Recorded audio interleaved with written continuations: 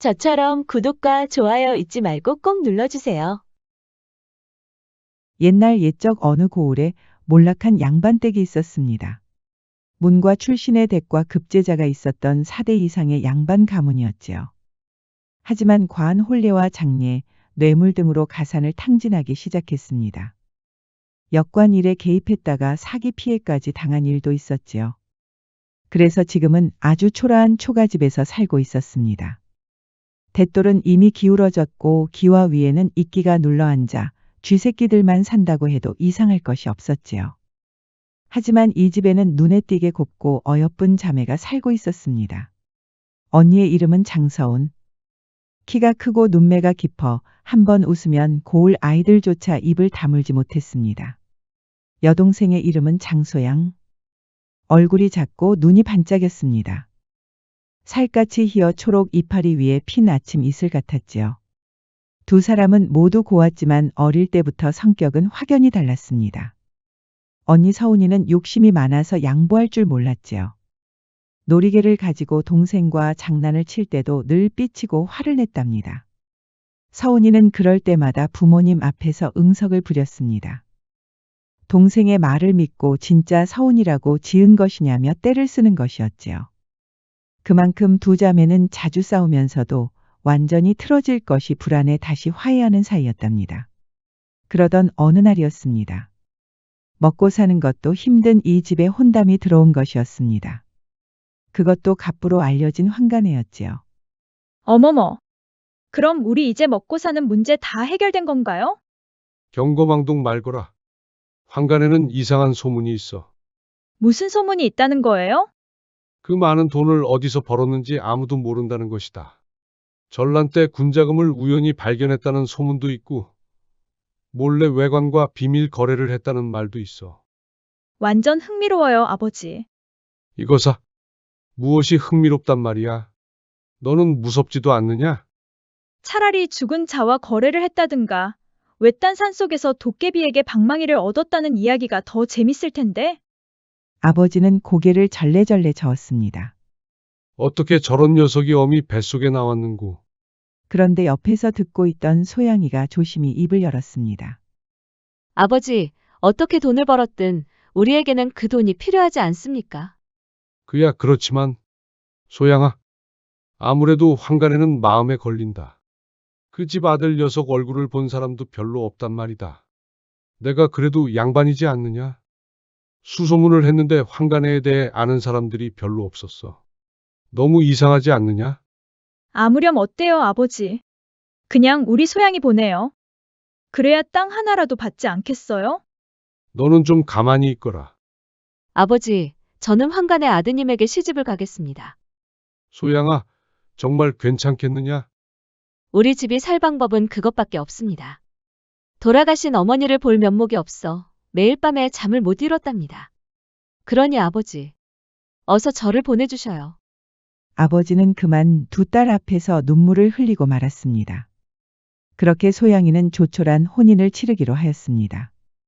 몰락한 양반댁이라서 축하해주는 사람은 그리 많지 않았지요. 그냥 동네에서 구경하러 온 사람들이었습니다. 그 중에는 뭐 얻어먹을 것이 있을까 하고 찾아온 거지들도 있었답니다. 아버지, 그 무섭게 생긴 환관의 아드님은 언제 오신대요? 언니 서운이가 속삭이자 아버지가 얼굴을 찡그리는 것이었습니다. 못하는 소리가 없구나. 그리고 내가 언제 무섭게 생겼다고 했느냐? 그 얼굴을 본 사람이 없다고 했지. 말을 바로 하거라. 말이 끝나기가 무섭게 소양과 혼인할 남자가 천천히 등장하는 것이었습니다. 그런데 이게 무슨 일인지 멀끔하고 듬직한 남자 한 명이 나온 것이 아니겠어요. 소양이도 놀랐지만 언니 서운이도 입이 벌어질 정도로 깜짝 놀랐지요. 그만큼 환관의 아들이 잘생긴 것이었습니다. 아버지, 저 사람이 환관의 아드님인가 봐요. 근데 너무 잘생겼는데. 아무도 본 사람이 없다고 하셨는데 그거 진짜였어요? 아버지는 대답은 하지 않고 눈물을 흘렸습니다. 크게 걱정했는데 생각보다 훤칠한 남자가 나왔으니 말이에요. 우리 딸 잘 부탁합니다. 아버지는 절이라도 하고 싶은 심정이었습니다. 하지만 사돈 체면에 절은 할 수 없으니 고개만 푹 숙이고 말았지요. 소양이도 이상하게 눈물이 나오는 것이었습니다. 황간애에 대한 소문이 좋지 않아서 내심 걱정이 많았던 것이었습니다. 이제 소양이의 서방님이 될 남자가 수줍게 웃었습니다. 소양이도 모처럼 설렜지요. 해가 저물고 소양이는 신방에서 기다리고 있었습니다. 백주와 편육, 전병과 강정이 정갈하게 차려져 있었고 아들 많이 낳으라는 뜻으로 대추와 밤도 놓여 있었지요. 그 앞에는 촛불이 은은하게 비치고 있었습니다. 소양이는 절로 웃음이 나왔습니다. 그래. 역시 소문은 소문일 뿐이야. 괜히 걱정했구나. 이제 우리 아버지와 언니 잘 사는 일만 남았어. 얼마 가지 않아 문이 열리고 기다리던 서방님이 들어왔습니다. 부인, 오래 기다리셨구려. 아닙니다, 서방님. 잘 차려진 음식을 보느라 시간 가는 줄 몰랐습니다. 말씀도 참 곱게 하시는구려. 듣던 대로 정말 미인이구려. 서방님도 참 수려하십니다. 그러다 그만 소양이가 눈물을 흘리는 것이었습니다. 아니, 부인, 이 좋은 날에 왜 우시는 게요? 송구합니다, 서방님. 실은 여기 오기 전까지 불충을 가득 담고 있었습니다. 불충이라니요. 자세히 말씀해 주시지요. 서방님은 사연을 듣고는 당황하는 기색이 역력하였습니다. 소양이는 그런 서방님의 중정을 눈치채지 못하고 계속 말을 이어갔습니다. 사실 우리 아버지도 꺼리셨습니다. 혼담이 들어온 것만으로도 기뻐할 일이었으나 소문이라는 것이 워낙 무서운지라. 부인 말씀은 충분히 이해하오. 그러니 이제 눈물을 거두시오. 소양이는 겨우 마음을 진정시켰답니다. 이렇게 다시 보니 서방님의 용모는 참 흠잡을 데가 없었습니다. 그럴 때마다 다행이라고 안심하는 것이었지요. 우리 아버지는 과거 시험을 치렀으나 부정입격이라는 이유로 낙방을 하셨소. 억울한 일이었지요. 그래서 세상을 등지시고 농업에 관련한 학문을 닦으셨다오. 선조께서 농업 실패로 소가리를 많이 하셨지요. 그러다 실용적인 서책을 집필하시다가 상단과 비밀 거래를 하였답니다. 아버지께서 집필하신 서책에 세상에 공개되지 않은 기술이 있었지 뭐요. 신분의 제약이 있으셔서 공식적으로 인정은 못 받으셨지만 큰돈을 벌게 되었답니다. 저는 어릴 때 이 사연을 듣고 우리 아버지를 벽촌제호라고 불렀습니다. 벽촌제호라고 하셨습니까? 그렇소이다. 제가 어릴 때 읽은 책에서 본 글자를 제멋대로 합친 것이요. 벽촌에 사는 제왕 정도로 이해하시면 되겠소. 그런 사연이 있었군요. 정말 몰라봬서 송구합니다, 서방님. 이제야 모든 사정을 이해했습니다. 소양이는 또 울음이 터지고 말았습니다. 오늘은 정말 기쁜 날이 아니오. 그러니 그만 우시오, 부인. 그렇게 소양이는 서방님과 함께 꿈 같은 밤을 보냈답니다. 해가 뜨자 소양이는 얼른 부엌으로 갔습니다. 이제 엄연히 황간의 며느리였으니까요. 부엌에는 시어머니가 계셨습니다. 아가야, 벌써 일어났구나. 어머님, 저를 깨우시지 그러셨어요. 아니다, 아가야. 이렇게 휑한 동네에 오느라 네가 고생이 많았구나. 소양이는 또 눈물이 나오려고 하였지요. 어머님도 이렇게 좋은 분이신데 감히 그런 소문에 휘둘린 내가 참 원망스럽구나. 내가 앞으로 진짜 우리 어머니처럼 모실 것이야. 시어머니는 포근한 미소를 지었습니다. 이렇게 내 앞에 있는 것만으로도 이미 효도를 받은 기분이로구나. 너처럼 효심 가득한 아이가 오기를 기다리고 있었단다. 소양이는 눈물을 닦았습니다. 그런데 서방님은 아침 일찍 어디 가셨나요? 그러자 시어머니는 약간 당황하는 눈치였습니다. 그것이 말이다. 아침 일찍 사냥을 나갔단다. 소양이는 서방님이 사냥하는 모습을 상상만 해도 듬직했습니다. 그럼 우리 서방님 드실 밥을 지어야죠. 걱정하지 말거라. 이미 내가 지어놨으니. 어머님께서 벌써 지으셨다니요. 저에게 미리 말씀하시죠. 아니다, 아가야. 어제부터 고생 많았는데 방에 들어가서 푹 쉬고 있거라. 그럼 알아서 들어올 테니. 소양이는 어쩔 수 없이 방에 들어갔습니다. 시어머니가 이미 밥까지 지어 놓았으니 소양이는 사실 딱히 할 일이 없었습니다. 시어머니 말씀대로 그저 방에서 앉아 쉬는 것밖에 없었지요. 그렇게 해가 저물고 서방님이 돌아왔습니다. 서방님, 사냥은 잘 끝내고 오셨는지요? 부인, 미안하오. 오래 기다리게 했구려. 아닙니다. 그런데 무엇을 사냥하고 오셨습니까? 그런데 서방님 이마에 땀이 보이는 것이었습니다. 소양이는 서방님이 긴장하고 있다는 것을 알 수 있었지요. 꿩을 몇 마리 가져왔어. 그러셨군요. 그런데 입욕을 하지 않으셨나요? 서방님은 또 당황하는 눈치였지요. 뭔가에 들킨 것처럼 이상한 것이었습니다. 내 정신 좀 보시오. 어서 물동이에 데운 물을 부어야겠구려. 제가 도와드리겠습니다, 서방님. 아니오, 부인. 부인은 어제부터 고생이 많았지 않았어. 그러니 어서 쉬시오. 그렇게 서방님은 다급히 나가는 것이었습니다. 지금까지 서방님의 행동이 이상하다는 것은 누구나 알 수 있겠지요. 소양이도 이상하여 밖으로 나가 보았습니다. 그런데 시어머니께서 큰 물동이에 데운 물을 붓고 있는 것이었습니다. 소양이는 당연코 며느리의 몫이라고 여겼지요. 어머님, 제가 하겠습니다. 그런데 이게 무슨 일인지. 시어머니가 화들짝 놀라서 대야를 떨어뜨리지 뭐예요. 옆에 있던 서방님도 기겁을 하는 것이었습니다. 부인? 기척도 없이 그렇게 들어오면 어쩌. 저는 그저 어머님을 도와드리고 싶었던 것뿐인데. 여기 일은 신경 쓰지 마시고 방에 들어가서 쉬시오. 소양이는 서방님의 다그치는 듯한 태도가 이상한 것이었습니다. 대야를 떨어뜨린 시어머니가 벌벌 떨고 있는 것이었지요. 아침에 그렇게 따스하게 대해주시던 시어머니가 맞는지 의아한 것이었습니다. 목욕을 마치고 들어온 서방님은 풀이 죽어 있었습니다. 아까는 걱정을 끼쳐드려 미안하오. 그런 말씀 마소서. 제가 눈치가 없어서 그만. 시어머니 대신 물을 채워드리려고 그런 것뿐입니다. 당연히 저도 알지요. 우리 어머니께서 절 워낙 아끼시느라 그렇소. 아버지께서 편찮으신 뒤로 저희 일을 도맡아 하고 계시지요. 부인이 대신 그 일을 하면 아들을 뺏긴다는 생각을 하고 계신 것 같소. 어쩜 그럴 수가. 그만큼 서방님을 사랑한다는 게 아닙니까? 그렇지. 역시 부인은 이해해 주시는구려. 소양이는 또 울음이 터졌습니다. 부인, 그러지 말고 어서 누웁시다. 오늘 사냥을 하고 왔더니 정말 피곤하구려. 그렇게 소양이는 찜찜한 기분으로 서방님과 하룻밤을 보냈답니다. 그런데 이후에도 이상한 일이 있었습니다. 서방님이 매일같이 나가서 늦은 밤에 들어오는 것이었지요. 시어머니는 그럴 때마다 사냥에 갔다, 친구 집에 놀러 갔다, 아버지 심부름으로 먼 지방으로 갔다 등 둘러대는 느낌이었습니다. 그리고 해가 떨어지면 서방님이 들어오는 것이었지요. 소양이는 하는 일 없이 시간만 흐르니 조금씩 답답해진 것이었습니다. 그러던 어느 날이었습니다. 언니 서운이가 찾아온 것이었지요. 시어머니는 서운이를 따스하게 맞아주었습니다. 소양아, 무슨 일 있니?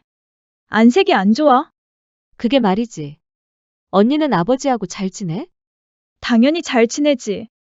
땅도 하나 떼어주시고 패백하고 예단도 어마어마하게 주셨지 않니? 아버지도 이제 살이 좀 찌셔서 산책도 자주 다니셔. 다행이다, 언니. 그런데 소양이 얼굴은 여전히 좋지가 않습니다. 너 무슨 일 있구나? 어서 이 언니한테 다 말해. 사연을 들은 서운이는 무릎을 탁 치는 것이었습니다. 역시 그럴 줄 알았지. 왜 그래, 언니? 보나마나 뻔한 거 아니겠니? 두 집 살림하는 거야. 소양이는 도저히 그런 상상을 할 수가 없었습니다. 평소 뺏기는 것도 싫어서 잘 삐치는 언니만이 할 수 있는 상상이었지요. 말도 안 돼, 언니. 시어머니하고 서방님이 얼마나 잘해주시는데. 아버님은 편찮으셔서 말씀을 잘 못하시지만 나한테 세아가 하면서 얼마나 덕담을 해주시는데. 너 서방님이 들어올 때마다 땀을 뻘뻘 흘린다고 하지 않았어? 뻘뻘 흘리는 정도는 아니고 좀 다급해 보인다고 할까. 그러니까 의심이 가는 거지. 두 집 살림하면 얼마나 바쁘시겠니? 소양이는 어이가 없어서 웃음만 나왔습니다. 밤마다 들어오는 서방님이 이상하지만 도저히 그런 심성이라고는 상상도 못하는 것이었지요. 언니가 과한 생각을 하는 거야. 그러지 말고 이 언니하고 따라가 보는 게 어때? 서방님을 미행하자는 거야? 그렇게 나쁘게만 생각하지 말고 너도 답답하니까 이 언니한테도 말하는 거잖아. 그러니까 내일 아침에는 이 언니하고 따라가 보자. 결국 소양이는 언니와 함께 서방님을 따라가기로 했습니다. 그러지 않고서는 궁금해서 잠도 오지 않을 것 같았지요. 그날 밤에도 서방님은 다급한 얼굴로 방으로 들어왔습니다. 최대한 침착해 보이려는 태도 때문에 불안해지는 건 소양이었습니다. 소양이는 그날 밤에 도저히 서방님과 하룻밤을 보낼 수가 없었습니다. 몸이 아프다는 핑계로 서방님 손길을 거부한 셈이었지요. 그렇게 아침이 되자 서방님은 조심스럽게 방을 나갔습니다. 자는 척하던 소양이는 바로 눈을 뜨고 조심스럽게 일어섰지요. 서방님, 제발 아니길 바랍니다. 나갈 채비를 하던 소양이는 시어머니를 향해 절을 올렸습니다. 오늘도 부엌에서 열심히 밥을 짓고 계셨지요. 어머님, 저의 불충을 용서하소서. 그렇게 소양이는 언니와 함께 서방님을 따라갔습니다. 서방님의 발걸음이 빨라지니 소양이와 언니도 마음이 급해졌습니다. 그런데 서방님은 숲속으로 들어갔습니다. 언니의 말대로 두 집 살림이라면 또 다른 기와집으로 들어가야겠지요. 역시, 우리 서방님은 두 집 살림을 할 뿐이 아니야. 그런데 소양이와 언니가 도착한 곳은 초가집이었습니다. 이런 숲속에 초가집이 있다는 것도 이상했지요. 아니나 다를까 서방님이 초가집으로 들어가는 것이었습니다. 그리고 얼마 가지 않아 소양이의 시어머니가 나타난 것이었습니다. 그런데 시어머니 손에 큰 보자기가 있는 것이 아니겠어요. 지나갈 때 음식 냄새가 코를 찔렀습니다.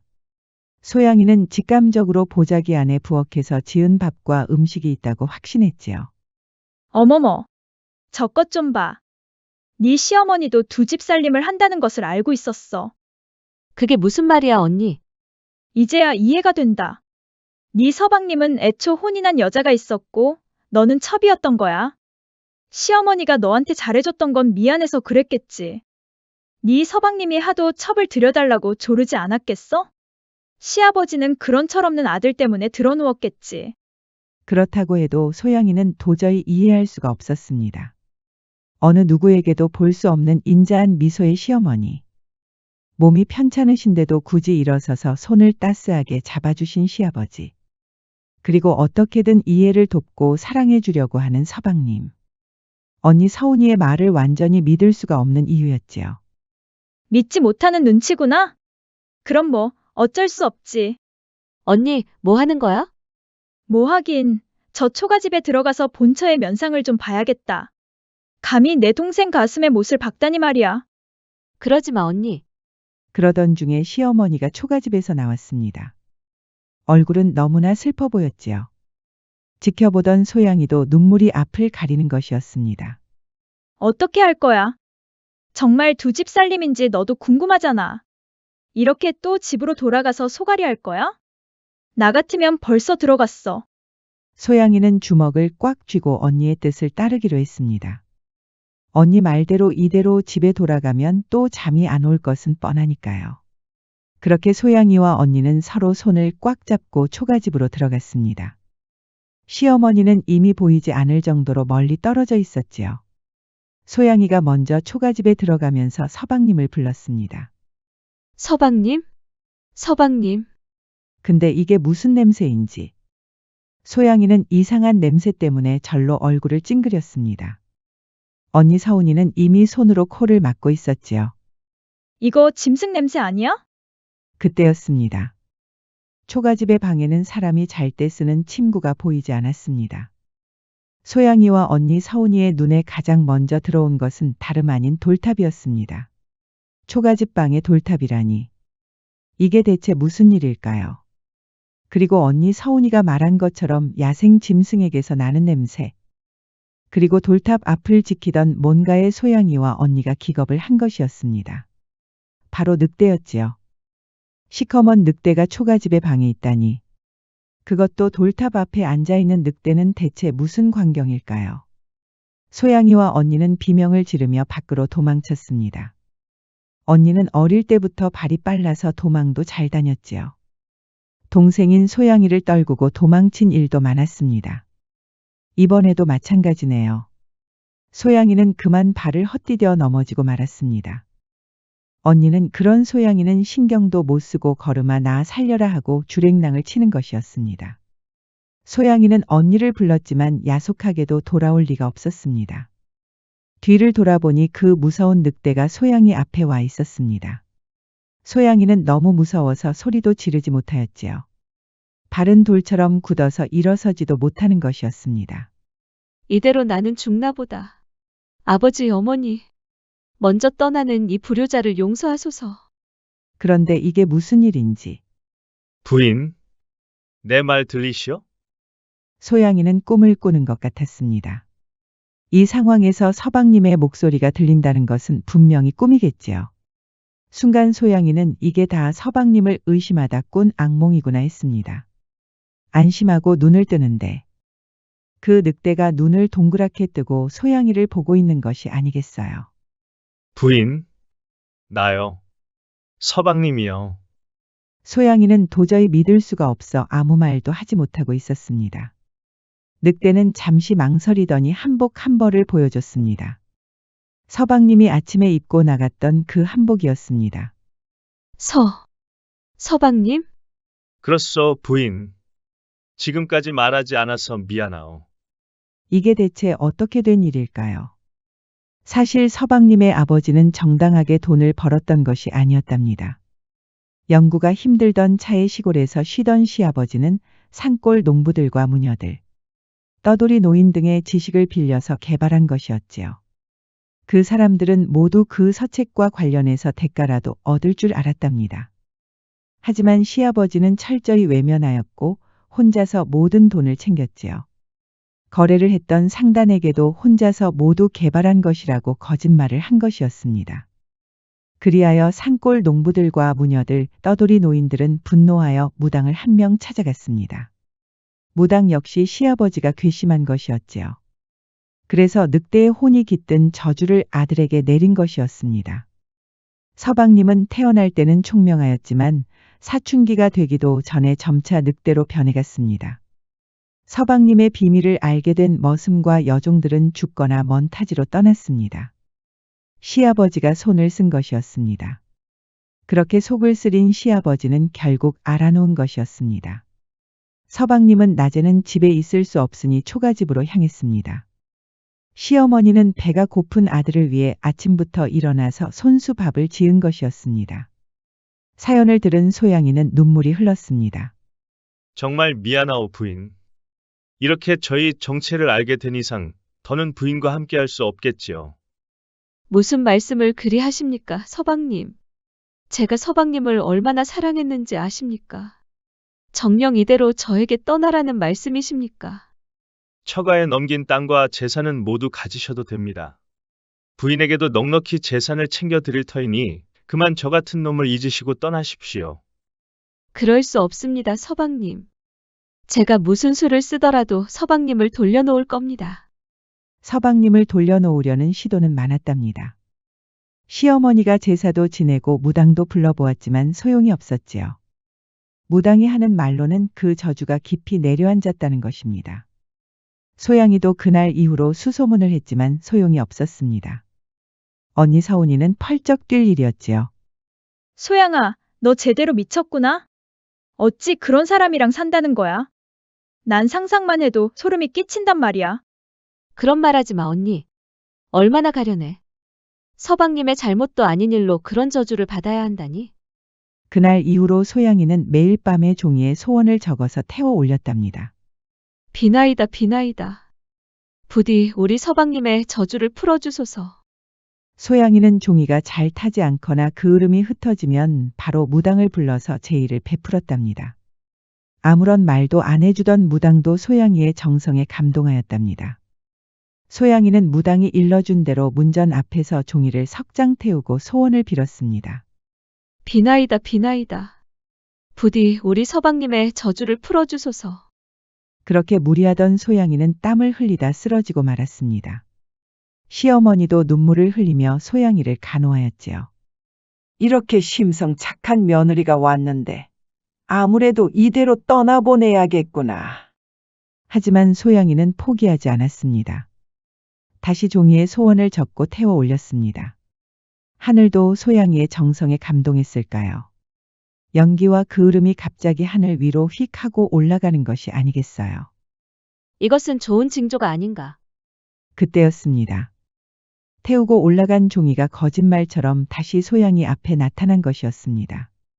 종이에는 뚜렷이 적혀 있었습니다. 여기서 두 고개를 넘으면 희한해 보이는 비석이 있느니라. 비석 앞에 초가집으로 들어가면 총각 한 명이 자고 있을 터이니 자고 있는 총각 옆에 있는 구슬을 탕에 넣어 서방에게 먹이거라. 소양이는 두 눈으로 보고도 믿을 수가 없었습니다. 종이는 마지막 글에는 이렇게 쓰여 있었습니다. 너희 앞에 시험과 시련이 기다리고 있을지니. 그렇게 종이는 태워서 사라졌습니다. 소양이는 얼른 떠날 채비를 하였지요. 이것은 분명히 하늘이 준 마지막 기회였습니다. 종이에 적힌 대로 두 고개를 넘었더니 비석이 보였습니다. 비석 주변으로 바위가 박혀 있어 희한하게 보입니다. 여기로구나. 그리고 진짜 비석 앞에 초가집이 하나 있었습니다.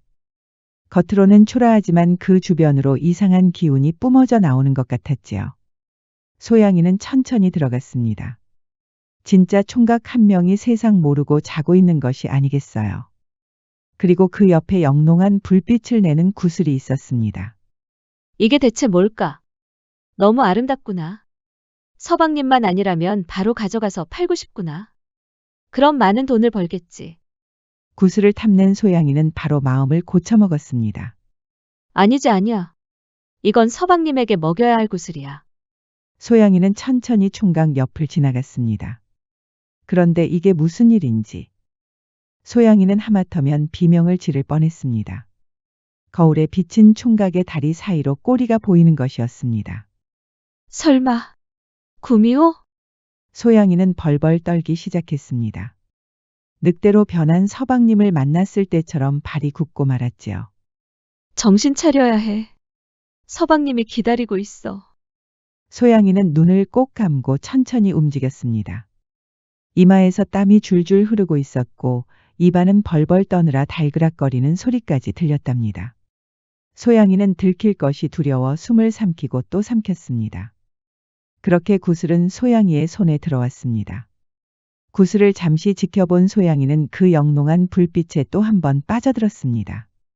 구슬을 훔친 소양이는 천천히 초가집을 나왔지요. 총각은 여전히 자고 있었습니다. 그런데 이게 무슨 일인지. 막 초가집을 나오려는데 총각이 급하게 일어서는 소리가 들리는 것이 아니겠어요. 깜짝 놀란 소양이는 소리를 지르며 밖으로 도망쳤습니다. 언니를 따라갈 때처럼 젖먹던 힘을 짜내서 힘껏 달렸습니다. 한평생 소양이가 이렇게 빨리 달린 적은 없었습니다. 그런데 그 총각은 초가집에서 나오지 않았답니다. 대체 그 구미호는 무슨 생각일까요? 왜 따라오지 않는 걸까? 소양이는 얼른 서방님이 있는 초가집으로 향했습니다. 그런데 갑자기 소양이의 발이 뭔가에 걸린 것이었습니다. 이게 뭐야? 설마 늪이란 말인가? 분명히 오는 길에는 늪이 없었는데 이게 무슨 일일까요?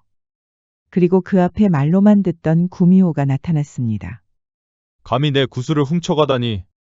소양이는 너무 놀라서 일단 용서부터 빌었지요. 이대로 죽을 수는 없으니까요. 부디 저를 용서하소서. 저주에 걸린 서방님을 위한 것이었습니다. 사연을 들은 구미호는 피식하고 웃는 것이었습니다. 살고 싶으냐? 예. 부디 절 용서하소서. 거기는 진실을 말하면 죽는 늪이니라. 거기서 살아서 나오고 싶으면 서방님을 사랑하지 않는다고 말해야 한다. 그것이 무슨 말씀입니까? 방금 말한 대로야. 서방님을 사랑하지 않는다고 해라. 그럼 그 늪에서 빠져나올 수 있을 것이다. 하지만 소양이는 서방님을 너무나 사랑하고 있었지요. 서방님에게 구슬을 가져다 주려면 거짓말을 해야 할까요? 그때 타오른 종이에 적힌 말이 떠올랐습니다. 너희 앞에 시험과 시련이 기다리고 있을지니. 설마 이게 다 시험일까? 소양이는 구미호를 똑바로 노려보았습니다. 저는 서방님을 사랑합니다. 그것도 무지하게 사랑합니다. 그러니 여기까지 온 것이지요. 그러자 구미호는 잔뜩 삐친 얼굴을 하는 것이 아니겠어요. 결국 소양이는 늪으로 완전히 빠져들었습니다. 그런데 이게 무슨 일인지. 늪으로 분명히 빠진 소양이가 멀쩡히 숲속을 걷고 있는 것이 아니겠어요. 소양이는 자신감을 가지고 다시 한 발 한 발 앞으로 나아갔습니다. 그러다 돌아오면서 넘어온 고개에 거의 도달했습니다. 그런데 그 앞에 그 구미호가 기다리고 있었지요. 저 고개를 넘어서면 너는 모든 기억을 잃을 게야. 그게 무슨 말씀입니까? 저기가 바로 망각의 고개란다. 저기를 넘으면 네가 그토록 사랑하는 서방님을 잃어버린다는 거지. 그래도 그 구슬을 가지고 돌아갈 테냐? 소양이는 다시 불안에 떨었습니다. 분명히 두려울 것이야. 늑대로 변한 남자 구하겠다고 네 기억까지 잃어서야 되겠느냐? 네가 그토록 사랑하는 서방님뿐만 아니라 아버지와 언니까지 모두 알아보지 못하게 될 게야. 그러니 어서 그 구슬을 돌려주고 떠나거라. 하지만 소양이는 묵묵히 고개를 넘었습니다. 구미호가 난리를 쳐도 막을 수 없었지요. 그렇게 고개를 넘은 소양이는 진짜로 기억을 잃은 것이었습니다. 여기가 어디지? 내가 왜 여기에 있는 거야? 소양이는 마치 어린아이처럼 멀뚱히 걷다가 발을 헛디뎌 넘어지고 말았습니다. 앞으로 넘어지면서 머리를 크게 다친 것이었지요. 그리고 한참 꿈을 꾸었습니다. 부인, 왜 쓸데없는 짓을 하는 것이오? 소양이가 서방님과 함께 방에 있는 것이었습니다. 누구시죠? 벌써 나를 잊은 게요? 부인의 서방이 아니오. 그러자 소양이는 절로 눈물이 흘렀습니다. 서방님. 이제야 날 기억하시겠소. 소양이는 바로 서방님의 품에 안겼습니다. 부인도 참.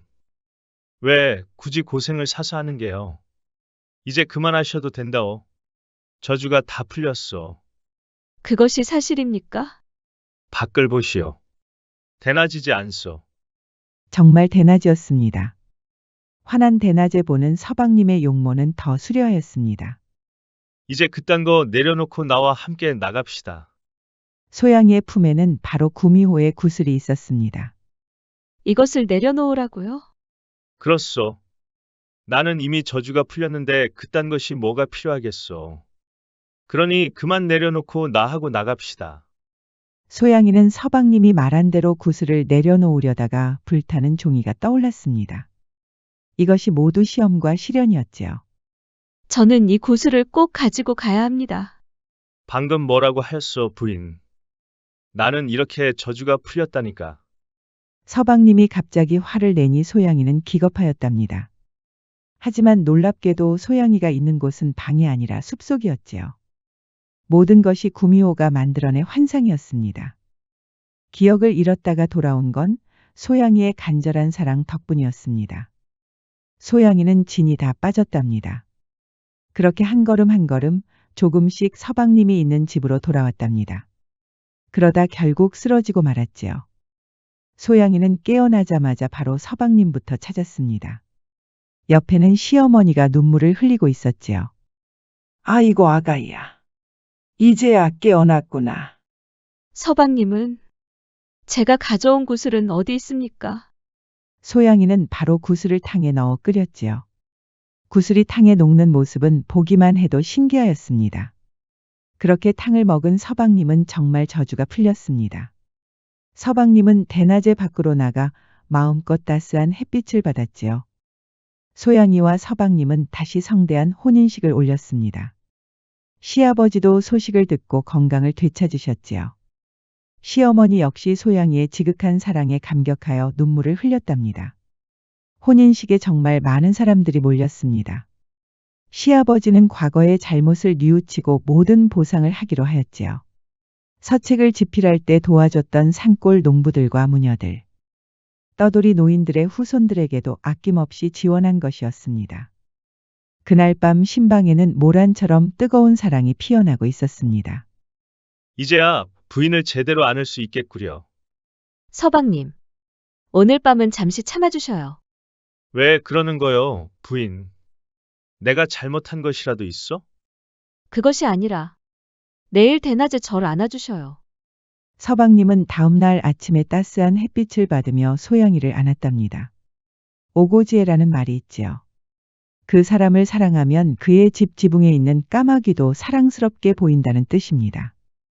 소양이의 간절한 사랑으로 오늘의 백세야담 이야기를 마치겠습니다. 지금까지 백세야담 5번째 이야기였습니다. 백세야담 많이 사랑해 주세요. 이렇게 끝내려고 했는데 소양이 할 말이 있다고 하네요. 저와 서방님의 아름다운 사랑 이야기를 계속 지켜보고 싶으시다면 구독과 좋아요, 알림 설정도 잊지 마시고 꼭 눌러주세요. 애정이 담긴 댓글도 많이 부탁드립니다. 야담과 옛날 이야기 가득한 백세야담 어떠셨나요? 앞으로도 재밌고 감동적인 이야기가 가득하니 많이 기대해주세요. 다음은 갑자기 속세로 돌아온 스님의 이야기입니다. 길에 쓰러진 여인을 구한 스님의 운명은 과연 어떻게 될까요? 백세야담 마지막까지 지켜봐 주세요. 야담과 옛날 이야기 가득한 백세야담 정말 재밌어요. 저처럼 구독과 좋아요 잊지 말고 꼭 눌러주세요. 한양에서 멀리 떨어진 강호의 끝자락. 산속 깊은 곳에 암자가 하나 있었습니다. 절이라고 하기에는 민망할 만큼 아주 초라하였지요. 그곳에는 선승 한 명이 묵묵히 부처님의 가르침을 받고 있었습니다. 속세와 인연을 끊고 살아간 지가 벌써 10년이 지났답니다. 스님의 진짜 이름은 박가. 몰락한 양반댁의 머슴으로 살다가 갑작스러운 연유로 암자로 왔다고 전해졌습니다. 박가는 아무 말을 안 하고 있지만 양반댁 아씨와 야반도주를 했다가 들켰다는 소문이 돌았습니다. 불경을 하는 스님으로서는 있을 수 없는 일이었지요. 하지만 큰 스님은 10년 동안 박가에게 아무것도 묻지 않았습니다. 박가는 그저 묵묵히 부처님의 가르침을 받고 살아왔습니다. 그러던 어느 날이었습니다. 시장에 들렀다 산을 오르는 길에 이상한 신음소리가 들리는 것이었습니다. 소리를 따라가다 보니 웬 젊은 여인이 쓰러져 있는 것이 아니겠어요. 박가는 너무 놀라 쓰러진 여인을 살펴보았습니다. 여종으로 보이는데 일단 너무 추워 보였지요. 박가는 하는 수 없이 옷을 벗어 여종을 덮어주었습니다. 이대로 갔다가는 여종이 얼어 죽을 것은 자명한 것이었지요. 박가는 얼른 여종을 업어서 가까운 동굴로 들어갔습니다. 따스한 체온을 주었더니 벌벌 떨던 여인이 어느새 새근새근 잠을 자는 것이었습니다. 그렇게 스님의 아슬아슬한 하룻밤이 지났답니다. 다음 날 아침에 스님은 그대로 저고리를 입은 채 암자로 돌아왔습니다. 여종 옆에는 비상으로 가져갔던 약주머니를 남겨두고 왔습니다. 여인의 머리에 흐르는 피와 상처는 잘 소독하고 치료하였지요. 큰 스님은 깜짝 놀랐습니다. 박가야, 무슨 연유로 저고리만 입고 돌아왔느냐? 승복은 어디다 두고 왔느냐? 오는 길에 웬 여인이 쓰러져 있었습니다, 스님. 도저히 외면할 수가 없어서 제 승복을 벗어서 입혀주고 왔습니다. 사연을 들은 큰 스님은 고개를 끄덕였습니다. 그래서 하룻밤을 지내고 온 게로구나. 그 여인에게 감사 인사는 받았느냐? 감사 인사가 굳이 필요하겠습니까, 스님?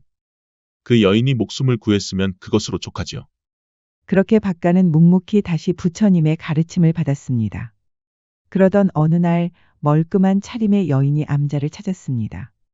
이 깊은 산속까지 찾아오는 여인은 처음이었지요. 젊은 스님들은 아름다운 미모의 여인이 나타나니 당황할 수밖에 없었습니다. 이 스님들은 박가에 대한 확인되지 않은 소문으로 자기들끼리 킥킥대곤 하였습니다. 그런데 이 여인이 두리번거리더니 박가 앞에 서는 것이 아니겠어요. 젊은 스님들은 믿기 힘든 얼굴들이었습니다. 여인이 박가 앞에 무릎을 꿇고 고개까지 숙이는 것이었습니다. 이게 대체 무슨 일이오, 낭자? 낭자는 대체 누구시오? 저를 몰라보시겠습니까, 스님? 얼마 전에 저를 동굴로 데려가셔서 목숨을 구하시지 않았습니까? 박가는 그제야 여인을 알아보았습니다. 쓰러진 여인의 창백한 얼굴이 아직도 아른거리고 있었지요. 하지만 지금 암자로 찾아온 여인의 얼굴은 그 누구보다 아름다웠습니다. 저의 목숨을 구해주셨으니 마땅히 보상을 해드려야 한다고 생각합니다. 부디 저를 따라와 주실 수 있겠습니까, 스님? 박가는 큰 스님의 허락을 받고 여인을 따라가기로 했습니다. 영문은 알 수 없었지만 이미 큰 스님에게도 여인의 뜻이 전해진 분위기였습니다. 낭자. 그런데 대체 어디로 가는 것이오? 박가는 여인이 여종이라고 믿었지만 식솔들을 데리고 온 것을 보면 천한 신부는 아닌 것이었습니다. 그저 저만 믿고 따라오십시오, 스님. 그렇게 도착한 곳은 꽤 고급스러운 기와집이었습니다. 역시 내가 잘못 보았구나. 내가 양반댁 따님이라도 구한 것일까? 그런데 지나는 길에 오방색 천 조각이 묶여 있는 것이었습니다. 처마 밑에도 오방색 천 조각들이 달려 있었고 그 밑으로 뭔가 알 수 없는 기운이 뿜어져 나왔지요. 어머니, 스님을 모시고 왔습니다. 방에는 여인의 어머니가 계셨습니다. 그제야 박가가 느꼈던 위화감을 이해할 수 있었습니다. 여인은 바로 무당의 딸이었지요. 이렇게 먼 곳으로 오라고 해서 송구합니다, 스님. 저의 딸을 살려주셨으니 마땅히 은혜를 갚아야 한다고 생각했습니다. 그래서 어쩔 수 없이 이렇게 조용히 모셨습니다. 저야말로 마땅히 해야 할 일을 했을 뿐입니다. 무당의 딸은 사실 천방지축 여인이었답니다. 어머니 말을 듣지 않고 남자들을 만나러 다녔다가 큰 봉변을 당한 것이었지요. 양반댁 도련님이 무당의 딸을 우연히 목격했다가 접근한 일이 있었습니다. 여인은 큰 의도 없이 거절했으나 양반댁 도련님은 앙심을 품고 보쌈을 한 것이었지요. 그렇게 보쌈을 당한 여인은 크게 저항하다가 산에서 굴러서 큰 부상을 당한 것이었습니다. 양반댁 도련님이 시키는 대로 보쌈을 한 식솔들은 여인이 무사한지 확인도 하지 않고 도망친 것이었습니다. 저런 몹쓸 놈들을 보았나? 걱정 마십시오, 스님. 그놈들은 조만간 광가에 다 붙잡힐 것이고 그 양반댁 아들도 대가를 치를 것입니다. 그것 참 다행입니다. 무당은 잠시 박가를 쳐다보더니 의미심장한 미소를 지었습니다. 많은 아픔이 있으신 게로군요. 어떻게든 그 아픔을 극복하시려고 하지만 역시 힘든 일이지요. 무당이 갑자기 고개를 절레절레 저었습니다. 그리고는 혀를 끌끌 차는 것이었지요. 지금 계신 남자는 스님에게 도움이 되지 않습니다. 조만간 하산하셔야 할 것 같습니다. 그게 무슨 말씀이십니까? 제 말대로 하시면 스님은 분명히 큰 부자가 될 것입니다. 그것이 혹시라도 파괴를 하는 한이 있더라도 하셔야 합니다. 그러실 수 있겠습니까? 박가는 도저히 알아들을 수가 없었지요. 은혜를 갚는다고 하여 따라왔더니 하산과 파괴를 논하다니 말이에요. 지금은 이해가 안 가시겠지만 암자로 돌아가시면 곧 아시게 될 것입니다. 그러니 제 말씀대로 하십시오. 하산을 하시면 반드시 우솥에 이 비취용 놀이개를 달고 가셔야 합니다. 그리고 위험하다고 판단이 들었을 때 이 장도 속에 든 칼을 쓰십시오. 박가는 무당의 수수께끼 같은 말에 고개를 갸웃하였습니다. 평소에 박가라면 웃고 넘어갈 농담으로 치부하겠지만 이상한 힘에 끌려 비취용 놀이개와 장도를 받았답니다. 반드시 그 비취용 놀이개와 장도를 잃어버리지 마십시오. 저의 말은 이제 끝났습니다, 스님. 전에는 화포장이셨지요.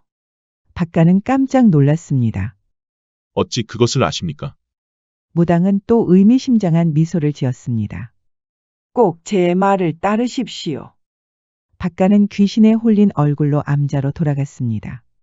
사실 박가는 훈련도감의 군졸이었습니다. 어릴 때부터 총소리에 감동하여 포수가 되기로 하였지요. 집안에서도 장인이 나올 것이라고 기대가 높았습니다. 하지만 박가의 꿈은 얼마 가지 않아 무너졌습니다. 전란 중에 그만 억울한 여인의 목숨을 빼앗은 일이 있었지요. 적군을 향해 쏜 총알이 빗나간 것이었습니다. 그 충격으로 박가는 식음을 전폐하고 살았습니다. 술로 지내며 소가리를 하다가 여러 번 죽을 고비도 넘겼지요. 그러다 암자로 돌아가 스님이 된 것이었습니다. 대체 그 무당이 어떻게 알았을까? 나는 여기로 오면서 누구에게도 화포장이라는 말을 한 적이 없는데. 암자로 돌아온 박가는 좀처럼 잠이 오지 않았습니다. 무당의 말이 계속 떠오르는 것이었지요. 그러다 무당이 건네준 비취옥 놀이개와 장도를 살펴보았습니다. 그런데 이게 무슨 일인지 밖에서 요란한 소리가 들리는 것이었습니다. 밖을 나가보니 웬 험상궂은 사내가 행패를 부리는 것이었습니다. 박가는 화들짝 놀랐습니다. 전란 중에 박가의 총에 맞은 여인의 아버지였지요. 사내가 원하는 것은 단 하나였습니다. 박가 같은 인간이 스님이 될 자격이 없다는 것입니다. 사내는 전란이 끝나고 박가를 찾기 위해 전국을 다녔습니다. 박가가 스님이 됐을 것이라고는 상상도 하지 못하다가 이렇게 어렵게 찾아낸 것이었지요. 박가가 몰락한 양반댁에 머슴살이를 했다든가 양반댁 아씨와 야반도주를 했다는 소문은 역시 모두 거짓이었습니다. 스님들은 큰 충격을 받았습니다. 일부 스님들은 박가에 대해 오해한 일이 미안하여 고개를 숙이고 말았지요. 오히려 전란 중에 큰 아픔을 겪은 젊은 청년이었으니까요. 박가야, 결국 일이 이렇게 되었구나. 송구합니다, 스님. 10년 동안 저를 아껴주셨는데 이렇게 하산할 운명이었나 봅니다. 박가야, 나는 네가 여인과 야반도주를 하였든 억울한 여인에게 총을 쐈든 상관하지 않았다. 불도를 구하고자 하는 너의 신념은 충분히 증명됐기 때문이다. 그리하여 10년 동안 아무 질문도 하지 않았단다. 박가는 눈물을 흘렸습니다. 박가야, 어디를 가든 너의 지조는 절대 흔들리지 않을 것이니 이번 하산이 너에게 오히려 전화위복이 될 것으로 믿는단다. 박가는 그렇게 하산을 할 수밖에 없었습니다. 방에서 짐을 꾸리는데 번뜩 떠오르는 것이 있었습니다. 하산을 하시면 반드시 우솥에 이 비취옥 놀이개를 달고 가셔야 합니다. 반드시 그 비취옥 놀이개와 장도를 잃어버리지 마십시오. 바로 무당의 한 말이었습니다. 박가는 다시 그 비취옥 놀이개와 장도를 살펴보았지요. 그거 참 신기하구나. 그 무당은 어찌 내가 하산할 줄 알았을까? 시기가 어찌 이리 딱 들어맞을 수가 있을까? 박가는 신기한 얼굴로 비취옥 놀이개를 우솥에 달았습니다. 장도 역시 품 안에 넣어 절대로 잃어버리지 않도록 하였지요. 그렇게 암자를 떠나 산에서 내려오고 있었습니다.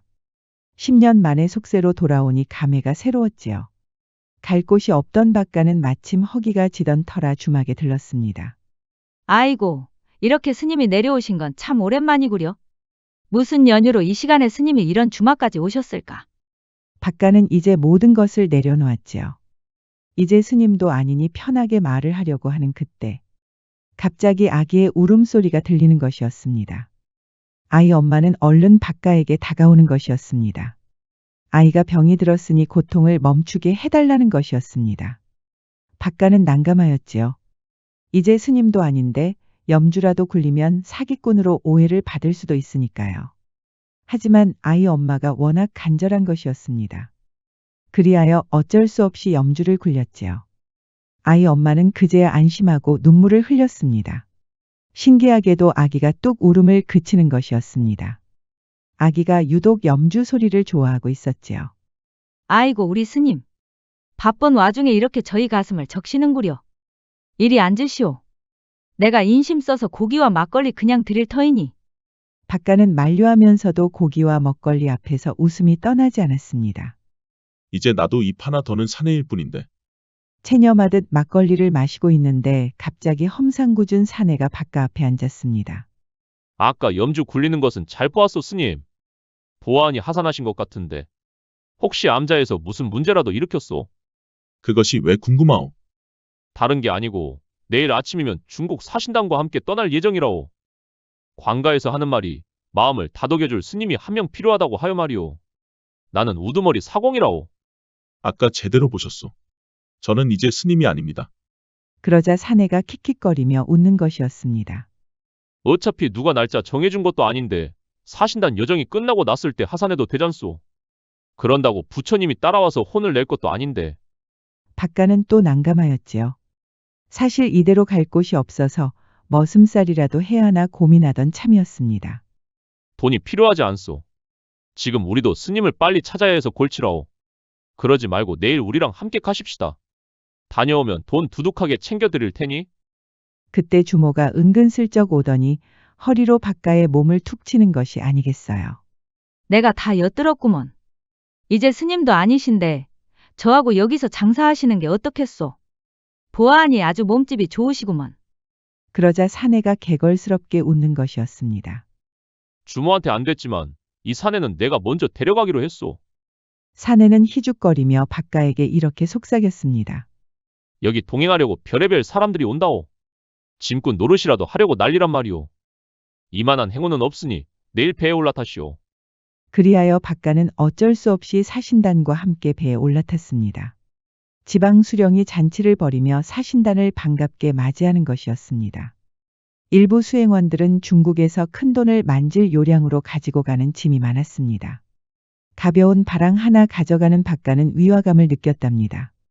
그렇게 한참 배가 중국으로 향하는데 수행원들 몇 명이 박가를 찾아왔습니다. 부처님의 말씀이 필요하다는 것이었지요. 염주를 굴리는 박가는 계속 죄책감이 들었습니다.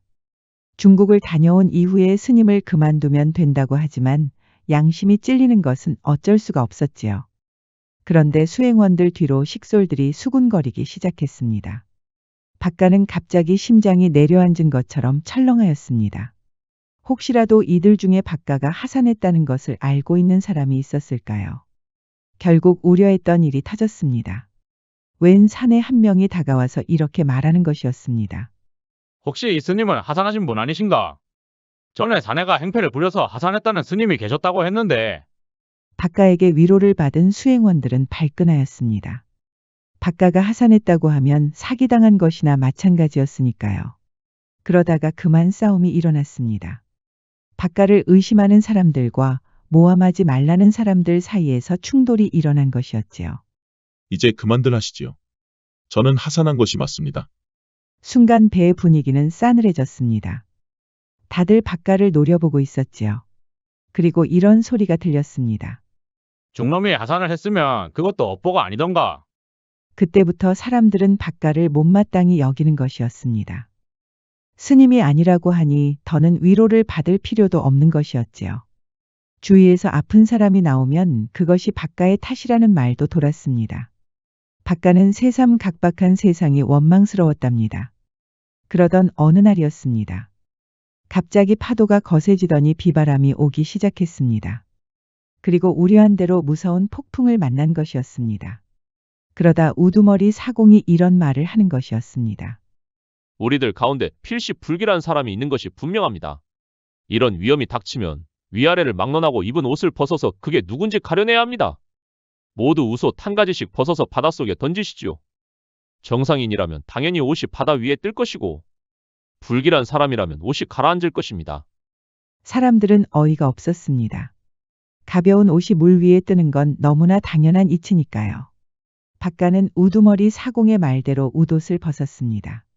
사람들이 한 가지씩 던진 옷들은 자연스럽게 바닷물 위에 뜨는 것이었습니다. 그리고 박가도 웃옷을 던졌지요.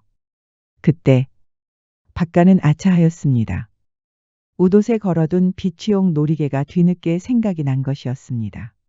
그 무거운 비취옥 놀이개가 걸려 있으니 당연히 웃옷은 가라앉을 수밖에 없겠지요. 박가는 식은땀이 흘렀습니다. 박가의 웃옷이 바닷물 밑으로 가라앉은 것이었습니다. 사람들은 기겁하였습니다. 역시 저놈 때문에 이 배가 부정을 타는 것이었어. 안 그래요? 다들 입이 있으면 말 좀 해보시오. 박가는 크게 당황하였지만 침착하게 해명하려고 했습니다. 내 말 들어보시오. 내 웃옷에는 비취용 놀이개가 걸려 있었소. 던지기 전에 그것을 확인하지 못한 것이오. 하지만 이미 박가에 대해 품은 감정은 쉽게 사라지지 않았습니다. 다들 박가를 거짓말쟁이라고 조롱하는 것이었습니다. 이미 하산했다는 말을 숨겼으니 박가의 말을 누구도 믿으려고 하지 않았습니다. 그 중에 우두머리 사공만이 박가를 애처롭게 바라보고 있었습니다. 박가를 억지로 데리고 온 사람이 우두머리 사공이었으니까요. 한 사람 때문에 우리 모두가 수장을 당할 수는 없는 노릇이오. 저 스님을 당장 물속으로 던져야 우리 모두 목숨을 구할 수 있소. 박가는 갑자기 몸이 움츠러들었습니다. 말이 끝나기가 무섭게 사람들이 당장이라도 박가를 끌어낼 기세였습니다. 그때 우두머리 사공 눈에 무엇인가 들어왔습니다. 다들 박가를 끌어내려고 난리를 치고 있을 때 우두머리 사공이 다시 사람들의 이목을 끌었습니다. 저기 섬 하나가 보이는구려. 중국을 여러 번 다녀봤지만 여기에 섬이 있는 것은 처음 봤소이다. 우리 모두 목숨을 잃을 수는 없지만 그렇다고 저 스님을 낭떠러지로 떠밀 이유도 없지 않겠소. 그러니 스님을 저 섬에 두고 떠납시다. 우두머리 사공이 박가를 살릴 만한 묘안을 겨우 찾아낸 것이었습니다. 박가는 죽을 위기를 모면한 셈이었지요. 그리하여 박가는 섬에 홀로 남게 됐습니다. 우두머리 사공은 조용히 박가 옆으로 와서 속삭였습니다. 내가 곧 데리러 올 터이니 기다리고 계시오. 우두머리 사공은 식량과 옷가지 등 필수품을 던져주었습니다. 그렇게 겉으로는 박가에게 모질게 구는 것처럼 행동한 것이었지요.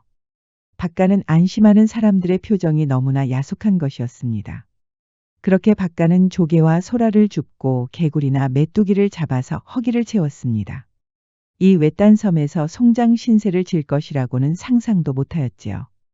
그러니 비취용 놀이개를 줬던 무당이 원망스러울 수밖에 없었습니다. 박가의 품에는 여전히 장도가 있었습니다. 화가 난 박가는 그 장도를 바닷속으로 던지려다 꼭 참았습니다. 비취용 놀이개 때문에 이 꼴이 됐지만 장도는 이상하게 손에서 떠나지 않는 것이었습니다. 은혜를 갚는다고 하더니 이게 대체 무슨 날벼락이란 말인가?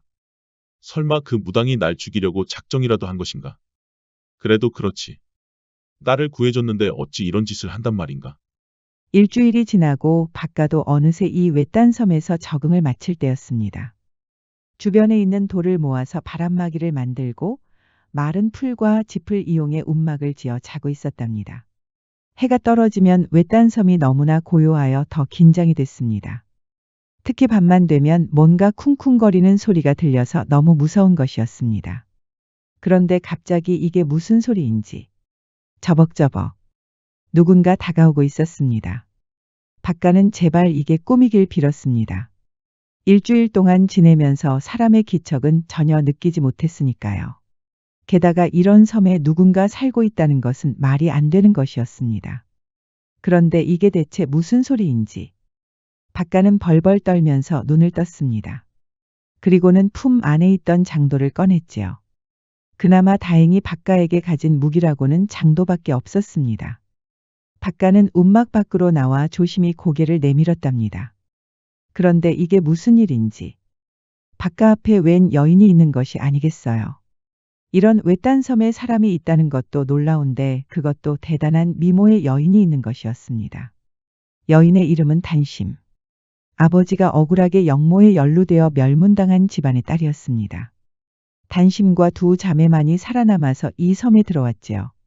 친척이 사는 마을에 갔다가 풍년을 위한 인신공양에 쓰일 위험도 처했습니다. 마을 어른들의 도움으로 밤에 배를 타고 탈출하였지요. 그러다 이 외딴 섬에 정착한 것입니다. 박가는 눈으로 보고도 믿을 수가 없었습니다. 단심과 두 자매는 선녀처럼 너무나 아름다운 것이었습니다. 멸문당한 집안의 딸이라고 하니 더 믿기기 힘들었지요. 단심도 박가의 사연을 듣고 눈물을 흘렸습니다. 도련님께서도 산전수전을 겪고 이 섬에 오셨군요. 어쩌면 우리 자매들과 비슷한 아픔이 있는 것 같습니다. 대체 이 외딴 섬에 얼마나 계신게요? 벌써 수년이 지난 것 같습니다. 멸문당한 집안이니 어느 누구도 우리를 찾지도 않습니다. 아예 여기서 정착하는 것이 낫겠지요. 그런데 밤에는 정말 무서워서 돌아다닐 수가 없습니다. 아무래도 밤은 어두우니 말이요. 그런 것이 아니오라. 실은 이 외딴 섬에는 아주 무서운 것이 있습니다. 박가는 단심이와 자매들을 따라 그녀들이 사는 초가집으로 갔습니다. 지금까지 외딴 섬에 살면서 이렇게 중앙 깊은 곳으로 간 적은 없었습니다. 사실 밤마다 들려오는 쿵쿵거리는 소리가 무서워서 꼼짝도 하지 못한 것이었지요. 이곳은 저희 남매가 힘겹게 지어서 만든 집입니다. 다행히 그 요망한 것이 여기까지 쳐들어오지는 않습니다. 요망한 것이라고 하였소. 그렇습니다. 실은 우리 자매는 이곳 외딴 섬에 온 이후로 고기 맛을 보지 못했습니다. 그 요망한 것이 짐승들을 닥치는 대로 잡아가니까요. 대체 그 요망한 것이 무엇인데 그러는 것이요? 제가 설명할 수는 없고 그냥 두 눈으로 직접 보시는 게 나을 것 같습니다. 그리하여 박가는 세 자매와 함께 초가집에서 지내기로 하였습니다. 그리고 밤이 될 때까지 기다렸지요. 그런데 이게 무슨 일인지 지진이라도 난 것처럼 지면이 크게 흔들리는 것이었습니다. 단시민은 박가를 데리고 밖으로 나왔습니다. 눈앞에 펼쳐진 장면은 도저히 믿기기 힘들었습니다. 큰 이무기가 나와서 짐승들을 닥치는 대로 잡아가는 것이었습니다. 이무기가 지나갈 때마다 도랑이 크게 생길 정도였답니다. 저기 보시면 바위굴이 하나 있습니다. 이무기가 그곳에서 살고 있는 것 같습니다. 저희 자매는 너무 무서워서 근처에 가지도 못하였지요. 그런데 다행히 아직 저희를 발견하지 못한 것 같습니다. 그저 짐승에게만 관심이 있는 것 같습니다. 하지만 저 이무기가 언젠가는 낭자들을 발견할 것이오. 이대로 가면 위험하오. 어쩌겠습니까? 저희에게 날카로운 무기 같은 것도 없습니다. 칼이 있더라도 저 큰 이무기와 어찌 상대할 수 있겠습니까? 그때 박가 머릿속에 스친 것이 하나 있었습니다. 바로 무당이 건네줬던 장도였지요. 박가는 장도를 꺼내 그 안에 있는 칼을 뽑았습니다. 그러자 단심이와 자매들이 깜짝 놀라는 것이었습니다. 박가는 얼른 자매들과 함께 대나무를 모아서 예리하게 깎았습니다. 자매들이 열심히 대나무를 모아왔고 박가는 바로바로 대나무를 장창 형태로 깎는 것이었습니다. 초가집에 다행히 스님이 입는 옷도 있었지요. 도련님 계획대로 이무기가 지나는 길 여기저기에 대나무를 설치해 놓았습니다. 이무기가 함정에 걸릴까요? 박가는 확신할 근거는 없었지만 무당이 건넨 장도의 행운이 깃들었다고 믿었지요. 도련님, 이제 자야 할 시간입니다. 우리 자매 곁을 지켜주시겠습니까? 낭자들을 지켜드리는 건 당연하지요. 박가는 얼굴이 빨개졌습니다. 이렇게 아름다운 여인들과 하룻밤을 지낼 일은 평생 없을 줄 알았지요. 도련님, 저희는 그동안 너무 외로웠답니다. 밤만 되면 추워서 우리 자매들끼리 안고 잤지요. 하지만 우리 도련님이 계시니 더 따뜻하겠지요? 박가는 침을 꿀꺽 삼켰습니다. 그날 밤에 박가는 자매들의 온기를 느낄 수 있었습니다. 그동안 자매들은 서로 손을 잡고 온기를 주고받았지요. 이제 박가도 자매들의 손을 따스하게 잡아주었답니다. 그때 밖에서는 이무기의 괴상한 소리가 들렸습니다. 박가는 이무기의 비명이라고 짐작하였지요. 다음 날 아침에 일어나 보니 짐승들이 살아 있었습니다. 자매들은 눈물을 흘리며 기뻐하였습니다. 성공입니다, 도련님. 박가와 자매들은 바위굴로 천천히 들어가 보았습니다. 그곳에는 많이 아파 보이는 이무기가 누워 있었지요. 얼마 가지 않아 이무기는 비늘만 남기고 사라졌습니다. 그런데 이게 무슨 일인지. 이무기 뱃속에 있던 옥과 붉은 구슬 따위가 쏟아지는 것이 아니겠어요. 박가는 너무 놀라 입을 다물지 못하였답니다. 이게 대체 다 무엇이란 말인가? 이게 다 도련님의 업보가 아니겠습니까? 어서 보따리를 가져오시지요. 박가는 신이 나서 보따리들을 가져와 보물을 챙겼습니다.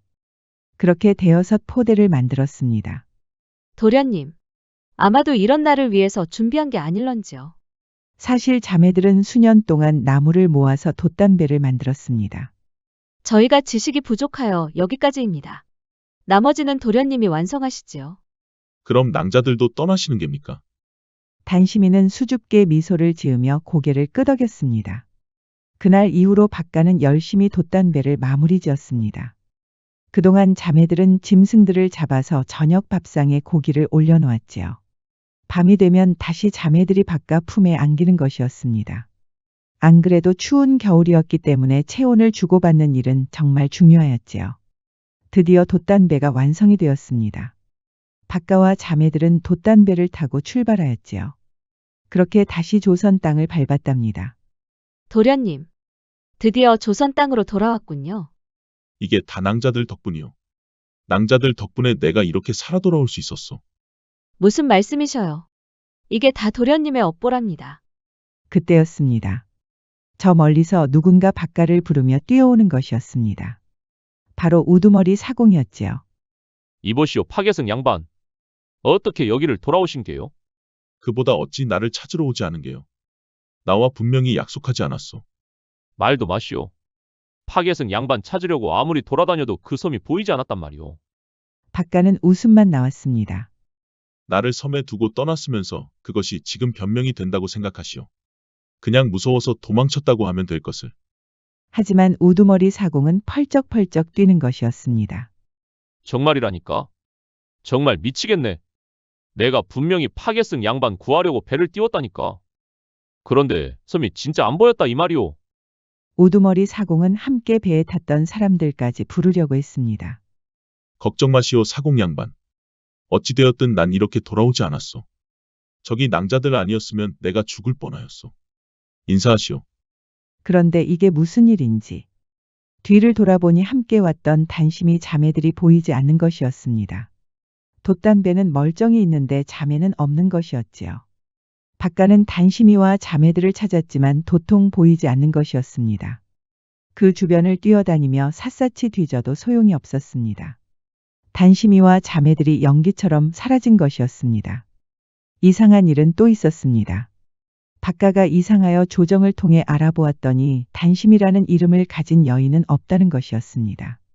멸문당한 양반 집안도 조사했지만 그 집안에 단심이라는 여인도 없었지요.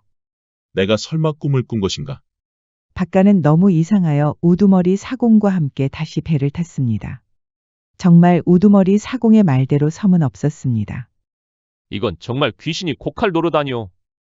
분명히 그날 섬이 있었는데 말이오. 파계승 양반이 함께 있었다던 그 자매들은 진짜 있기는 한 거요? 돌이켜보면 단심이와 자매들이 박가 품에 안긴 것도 이상하였습니다. 그것이 실은 추워서 얼어 죽을 수 있는 박가를 살리기 위한 것이었을까요? 박가는 그렇게 금이환영했습니다. 이무기 뱃속에 있는 보물로 엄청난 부자가 된 것이었지요. 하지만 박가는 검소한 삶을 살기로 했습니다. 먼저 자신이 쏜 총에 희생을 당한 여인의 집안에 큰 보상을 하였습니다. 평생 먹고 살 수 있는 돈과 땅도 넘겨주었지요. 박가의 이야기는 임금에게도 전해졌습니다. 전란으로 인해 피해를 입은 백성에게 보상을 하였다니 임금에게도 큰 감동을 준 것이었습니다. 안 그래도 전란으로 인해 보상을 할 길이 막막했던 터에 정말 감격할 이야기가 전해졌구나. 박가는 비록 파계승이지만 10년 동안 암자에서 묵묵히 부처님의 가르침을 받은 사람이니라. 암자에서 많은 공부를 하였으니 글과 경전, 필사에도 익숙하고 능할 것이니라. 그리하여 박가에게 교서관 도사에 임하겠느니라. 박가는 이제 조선시대에서 문서 정리와 편찬, 감독 역할까지 하는 큰 직책을 맡은 것이었습니다. 회과천선이라는 말이 있지요. 잘못을 뉘우치고 착한 일을 하는 것을 말합니다. 박가는 자신의 잘못에 대한 대가로 10년을 암자에 있었습니다. 한번 먹은 마음이 흔들리지 아니하는 불효불굴의 다짐이었지요. 지금까지 백세야담 7번째 이야기였습니다. 백세야담 많이 사랑해 주세요. 구독과 좋아요, 알림 설정도 잊지 마시고 꼭 눌러주세요. 애정이 담긴 댓글도 많이 부탁드립니다. 야담과 옛날 이야기 가득한 백세야담 어떠셨나요? 앞으로도 재밌고 감동적인 이야기가 가득하니 많이 기대해 주세요. 다음 이야기는 호랑이 형님의 효심입니다. 배추도사와 무도사에서도 나왔던 호랑이의 감동적인 효심 이야기를 지켜봐 주세요. 우리 백세야담도 많이 사랑해 주세요. 야담과 옛날 이야기 가득한 백세야담 정말 재밌어요. 저처럼 구독과 좋아요 잊지 말고 꼭 눌러주세요. 옛날 옛적에 강진이라는 남자가 살고 있었습니다. 어렸을 적에 아버지를 잃고 매일같이 복수할 날만 기다리고 있었지요. 아버지와 산책을 하러 갔던 날 늑대 한 마리에게 쫓긴 적이 있었답니다. 아버지는 강진이를 안 보이는 곳에 숨겨놓고 늑대를 유인했습니다. 이후로 아버지는 돌아오지 않았고 그날 밤에는 늑대의 울음소리가 들렸지요. 강진이에게 그 소리는 만찬을 끝낸 짐승의 웃음소리로 들렸답니다. 강진이는 준비가 끝났습니다. 아버지 역시 포수였고 그 뒤를 따를 것이라고 믿었지만 이렇게 복수를 위해 총을 들 것이라고는 생각지 못하였지요. 강진아, 어찌 너마저 이러느냐? 아버지도 그 위험한 포수를 하다가 그리 되었지 않았느냐? 너마저 떠나보내면 이 어미는 어찌 살라고 이러는 것이야. 걱정하지 마십시오, 어머니. 저는 절대 아버지처럼 허무하게 물러서지 않을 것입니다. 그날 아버지는 저를 지켜주시느라 늑대에게 총을 쏘지 못했습니다. 저는 그렇게 믿습니다, 어머니. 저는 반드시 복수할 것입니다. 보내주십시오, 어머니. 강진이는 어머니가 보는 앞에서 총을 쐈습니다. 저 멀리 있는 허수아비들을 백발백중으로 명중시키는 것이었지요. 저 정도라면 늑대가 오기도 전에 목숨을 잃을 것이 뻔했습니다. 어머니는 그제야 한숨을 쉬고 복수를 허락했습니다. 강진이를 떠나보내는 어머니의 마음은 찢어지게 아팠지요. 그렇게 강진이는 산으로 올랐습니다. 그동안 산짐승들이 무서워서 오르지 못한 산이었습니다. 숙달이 된 사냥꾼들도 조심스러운 곳이었지요. 강진이는 동굴에서 숙식을 해결하면서 독한 마음을 먹었습니다. 그렇게 하루가 지나고 한참 산을 오르는데 숲속에서 수상한 소리가 들렸습니다. 강진이는 얼른 총을 뽑아 대기하고 있었지요. 그런데 이게 무슨 일인지. 보기만 해도 무서운 호랑이가 눈앞에 나타난 것이 아니겠어요. 강진이 머릿속에는 늑대만 가득했지 호랑이는 전혀 염두에 두지 않았답니다. 불쑥 호랑이가 나타나자 강진이는 겁을 먹었습니다. 총알은 나약하게 호랑이 옆을 스치고 지나갔습니다. 호랑이는 으르렁거리며 강진이를 덮치기 직전이었습니다. 이런 말도 안 되는 일이. 어찌 하늘은 이렇게 무심하단 말인가. 아버지를 위해 복수할 날만 기다리고 있었는데 이렇게 허무하게 호랑이밥이 될 수 있단 말인가. 호랑이는 천천히 다가왔습니다. 사냥감을 노리는 매서운 눈빛이었지요. 그때 강진이는 한 가지 묘안이 떠올랐습니다. 이대로 죽을 수는 없다. 아버지, 이 불효자를 용서하소서. 강진이는 갑자기 호랑이 앞에서 넙죽 엎드렸습니다. 그러자 호랑이는 주춤하고 말았지요. 아이고 형님, 드디어 여기서 뵙는군요. 호랑이는 형님이라고 하니 당황할 수밖에 없었습니다. 내가 형님이라고. 이놈이 아주 웃기는 놈이구먼. 죽고 싶지 않으니까 별 해괴한 소리를 다 하는구나. 그렇지 않습니다, 형님. 몇 년 전에 아버지와 함께 갔을 때 일을 기억하지 못하십니까? 아버지라고 하였느냐? 그렇습니다, 형님. 아버지와 제가 형님을 얼마나 찾았는지 아십니까? 강진이는 살기 위해 아버지까지 운운한 것이었습니다. 강진이는 양심에 찔리면서도 죽지 않으려면 이 방법밖에 없다고 믿었지요. 아버지는 형님을 찾느라고 먼 길을 떠나셨답니다. 그날 이후로 돌아오지 않으셨습니다. 호랑이는 잠시 고민하더니 으르렁거렸습니다.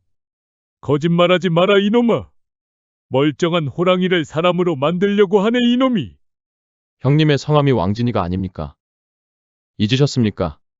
형님이 곧 임금이 될 제목이라고 아버지가 지어주셨지 않습니까? 그러자 호랑이는 긴가민가했습니다. 왕이라고 하니까 그럴듯한 것이었지요.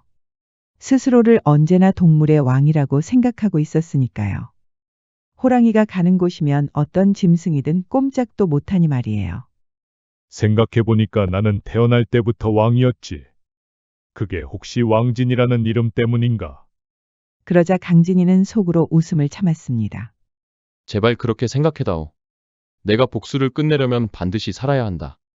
너 같은 짐승한테 목숨을 빼앗길 사람이 아니란 말이야.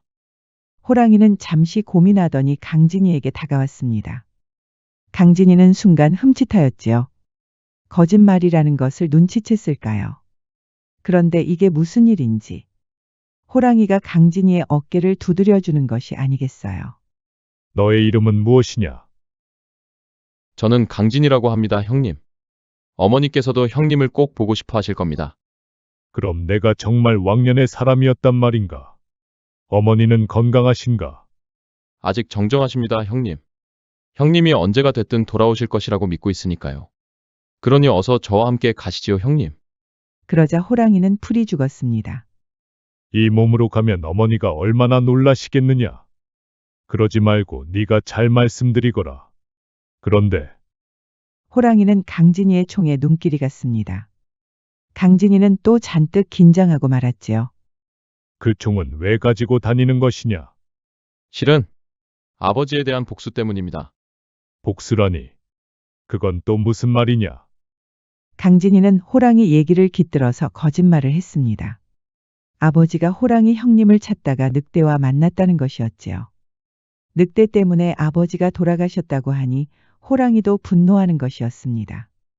그 늑대라면 누군지 알 것 같구나. 강진이는 깜짝 놀랐습니다. 그 늑대를 아신다고 하셨습니까?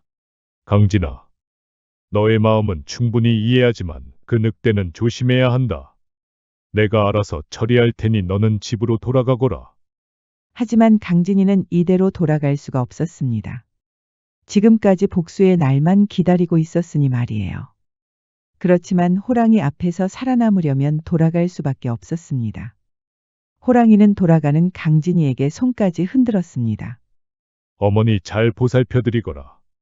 강진이는 돌아오면서도 어이가 없었습니다. 세상에. 아무리 그래도 그렇지 형님이라니. 호랑이에게 형님이라고 하는 바보가 이 세상에 어디 있단 말인가.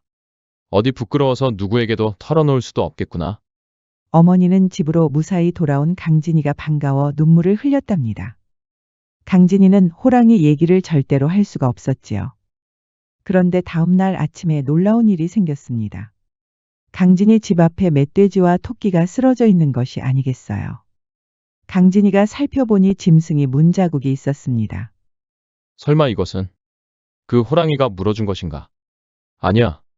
그럴 리가 없어. 강진이와 어머니는 모처럼 고기로 크게 포식하였답니다.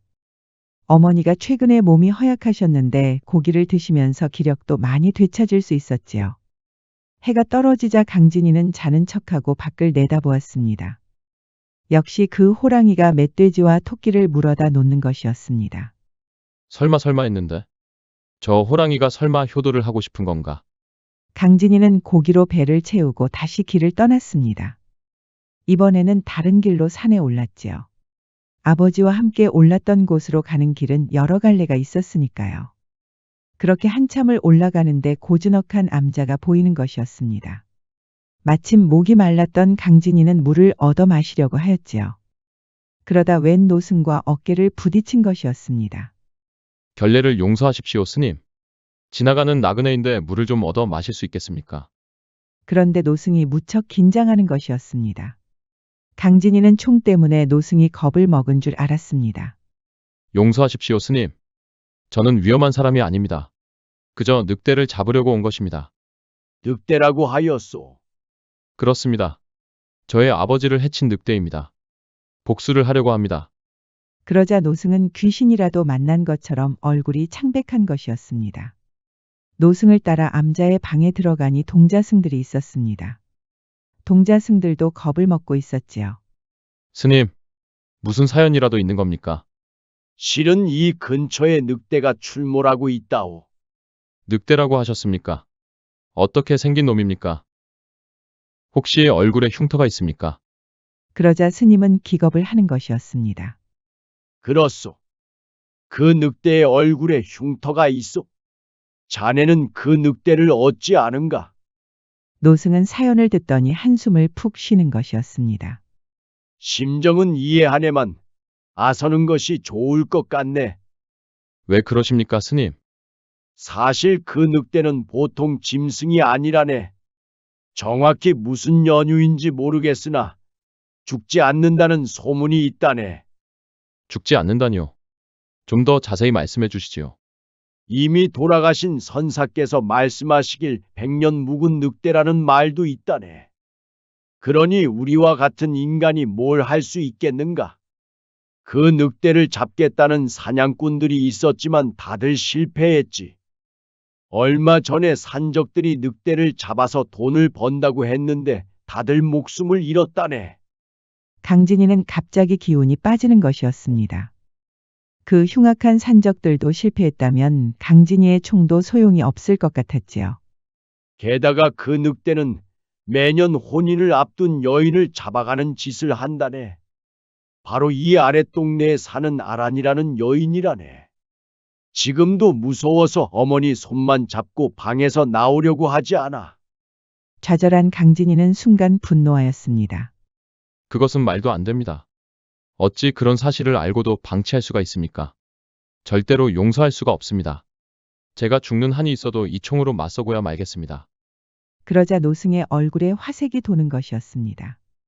사실 이것은 우리 선사께서 말씀하신 것이라서 확실하지는 않네만 어서 말씀하십시오, 스님.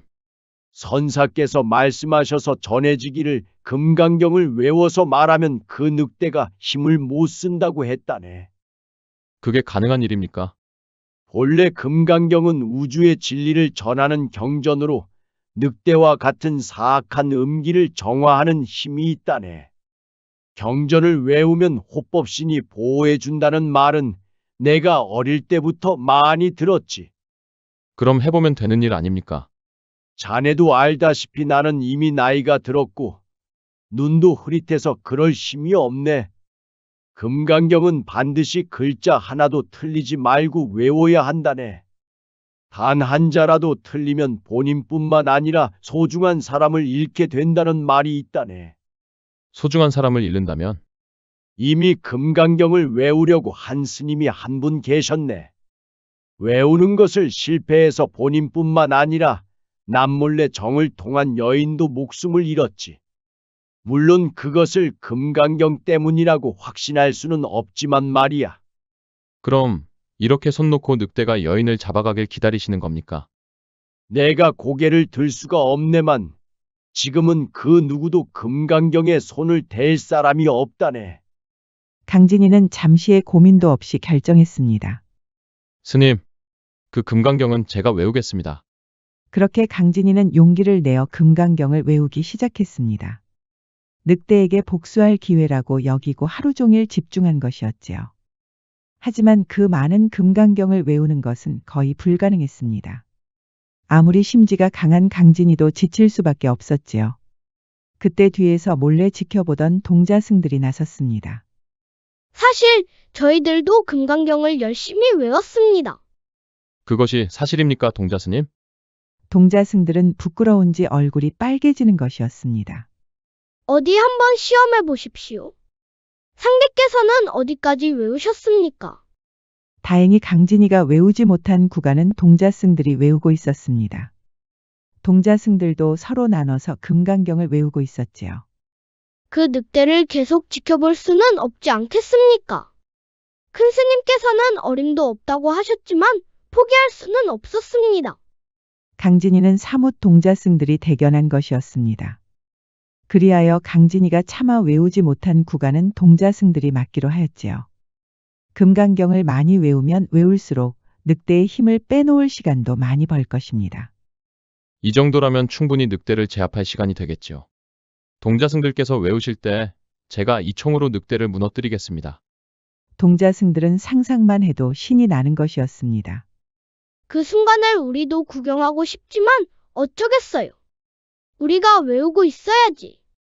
동자승들은 서로 총 쏘는 순간을 보겠다고 다투는 것이었습니다. 복수를 위해 긴장하던 강진이는 모처럼 웃음이 나왔지요. 그렇게 암자가 활기를 띠고 있었지만 늑대가 올 시간은 천천히 다가오고 있었습니다. 강진이는 금강경을 가지고 아라나 씨의 집에 도착했습니다. 그 뒤로는 동자승들이 따라갔지요. 아라나 씨의 집은 양반댁이었습니다. 혼이 날 집은 이 고을에서 갑부로 유명한 김간혜였지요. 강진이는 이들 양반들이 이해할 수 없다고 믿었습니다. 그리하여 금강경에 대한 사정은 설명하지 않고 곧장 아라나 씨의 집 앞에 있는 창고로 몰래 숨어들었습니다. 그리고 얼마 가지 않아 늑대가 나타났습니다. 숨죽였던 강진이는 눈앞에 원수가 나타나자 몸 안에 흐르던 피까지 끓는 것 같았습니다. 아버지의 원수. 반드시 갚고야 말겠다. 강진이는 직전까지 외우고 있던 금강경을 눈앞에서 찢어버렸습니다. 반드시 외우고야 말겠다는 다짐이었지요. 당황한 동자승들도 침을 꿀꺽 삼키더니 비장한 각오를 하는 것이었습니다. 늑대가 아라나 씨가 있는 방까지 다가왔습니다. 그때 강진이가 침착하게 금강경을 외우기 시작했습니다. 일부러 시간을 벌려고 시를 읊는 것처럼 천천히 읽는 것이었지요. 그러자 늑대가 크게 당황하는 것이었습니다. 노승이 말한 것처럼 효과가 있었습니다. 늑대는 잠시 머리를 흔들더니 다시 방으로 들어가려고 했습니다. 다급한 강진이가 읽는 속도를 올리자 늑대가 뒤로 물러났습니다. 어지러운지 머리를 흔들더니 그 자리에 주저앉는 것이었습니다. 강진이는 이미 온몸에 땀이 차고 있었지요. 금강경을 빨리 읽을수록 늑대가 더 힘이 약해지는 것이었습니다. 이대로 갔다가는 금방 외우는 것이 바닥이 날 것이 자명하구나. 눈치를 챈 동자승들은 얼른 외울 준비를 했습니다. 강진이 옆에 앉아서 침착하게 금강경을 한 명씩 외웠습니다. 외우는 것을 마친 강진이가 총을 들고 창고 밖으로 나왔습니다. 아버지의 원수다 이놈. 그런데 이게 무슨 일인지. 동자승들이 너무 긴장해서 금강경을 깜빡 잊은 것이었습니다. 늑대는 바로 정신을 차리고 강진이에게 달려들었지요. 강진이는 총을 쏘기도 전에 당할 위험에 빠졌습니다. 그때 늑대를 기습한 것이 있었으니 바로 강진이가 형님이라고 속였던 호랑이였습니다. 강진아, 너 이놈아. 내가 분명히 알아서 처리한다고 했거늘. 어찌 이런 위험한 짓을 하였느냐. 강진이는 너무 놀라서 말을 잇지 못하였지요. 동자승들도 호랑이까지 등장하자 바지에 오줌을 지리는 것이었습니다. 그런데 호랑이가 동물의 왕답지 않게 갑자기 미소를 짓는 것이 아니겠어요. 그래도 아주 용감하구나, 강진아. 그래야 이 왕진이의 동생인 게지. 잘 지켜보거라. 아버지의 원수는 내가 갚겠다. 호랑이는 조금도 물러서지 않고 늑대를 제압하는 것이었습니다. 늑대도 만만치 않았지요. 노승의 말대로 100년 묵은 늑대였는지 힘이 만만치 않은 것이었습니다. 하지만 호랑이의 의지가 더 강력했습니다. 이것이 과연 부성의 덕분이었을까요? 그리하여 늑대는 호랑이 앞에 쓰러지고 말았습니다. 강진이는 곧장 복수를 하려고 했지만 늑대가 눈물을 흘리는 것이 아니겠어요. 강진이는 여전히 똑똑히 기억하고 있었습니다. 만찬을 끝낸 늑대의 울음소리. 하지만 늑대에게 사연이 있었습니다. 아버지를 잃었던 그날 밤. 늑대의 새끼가 인간이 놓은 덫에 걸렸습니다. 어렵게 덫에서 새끼를 빼냈지만 마침 강진이와 아버지가 나타난 것이었습니다. 늑대는 어미의 본능으로 강진이와 아버지를 위협한 것이었지요. 아버지는 강진이를 숨기고 늑대를 유인했습니다. 아버지는 총을 쏘려고 하였지만 늑대와 함께 있는 새끼를 본 것이었습니다. 아버지는 총을 쏘지 못했습니다. 새끼를 지키려고 한 늑대의 눈에서 빛을 보았기 때문이었습니다. 그렇게 아버지는 낭떠러지로 떨어지고 말았지요. 늑대는 하염없이 눈물을 흘렸습니다. 아버지가 자식인 강진이를 숨겨놓았다는 것을 알고 있었지요. 사연을 들은 강진이는 눈물을 흘렸습니다. 호랑이는 강진이의 어깨를 두드리며 위로하였지요. 늑대는 이미 새끼를 잃었던 터라 인간에 대한 증오가 있었습니다. 그리하여 매년 혼인을 앞둔 여인을 잡아갔던 것이지요. 하지만 잡혀간 여인들은 죽지 않고 살아 있었습니다. 동굴 안에 갇혀서 늑대가 던져준 음식을 먹으면서 살고 있었지요. 이 사건으로 인해 전국이 발칵 뒤집혔습니다. 조정까지 이야기가 전해지면서 강진이가 우수한 신랑감이라는 말도 돌았답니다. 그러던 어느 날, 강진이는 몰래 멧돼지를 놓고 가는 호랑이를 기다리고 있었습니다. 이게 다 형님 덕분입니다. 강진이는 여전히 양심에 찔렸지만 호랑이가 형님처럼 늠름해 보였답니다. 그것보다 우리 아우는 혼인을 안 할 참인가? 지금 전국에서 강진이만큼 잘난 신랑감이 없다고 하던데. 강진이는 호랑이와 혼담 이야기를 할 줄은 꿈에도 몰랐습니다. 호랑이는 강진이의 어깨를 두드려주는 것이었습니다. 전에 네가 구해준 아란이라는 아씨는 어떠냐? 내가 보니까 절세미인이던데. 네가 괜찮다고 하면 내가 한번 밀어보마. 강진이는 웃음이 터지는 것을 겨우 참았습니다. 형님께서 어찌 밀어주신다는 겁니까? 부끄러워서 그러는구나. 사내라면 정정당당하게 나가야지. 바로 나처럼 말이다. 강진이는 결국 웃음이 나왔습니다. 그렇게 호랑이와 함께 세상이 떠나랴 실컷 웃는 것이었지요. 이렇게 된 마당이니 더는 어머니에게 말 못할 이유가 없었습니다. 이미 어머니께서도 짐작은 하고 계셨지요. 그러니까 네 말은 호랑이를 형님이라고 속였다는 말이더냐? 그렇습니다, 어머니. 아버지에 대한 복수만 생각하다 그만. 그 자리에서 절대로 죽을 수가 없었습니다, 어머니. 그러자 어머니는 눈물을 흘리는 것이었습니다. 세상에나.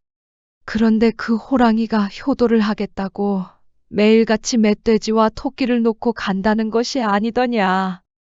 호랑이의 효심이 이렇게 깊은 줄은 몰랐구나. 그래, 그 호랑이 이름을 뭐라고 했다고? 왕진이 형님이라고 했습니다. 어머니는 웃음이 나오면서도 호랑이의 효심이 너무나 기특한 것이었습니다.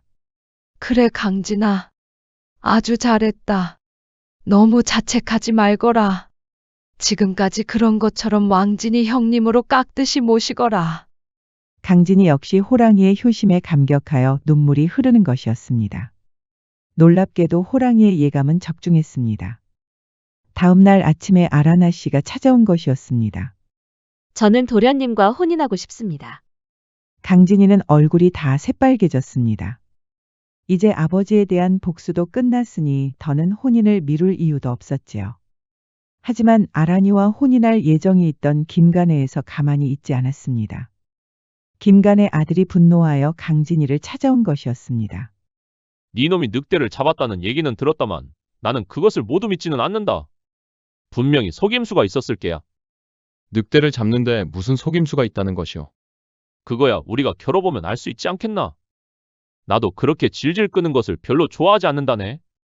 그러니 내기를 해서 지는 사람이 깨끗이 아란 낭자를 포기하는 것으로 하지.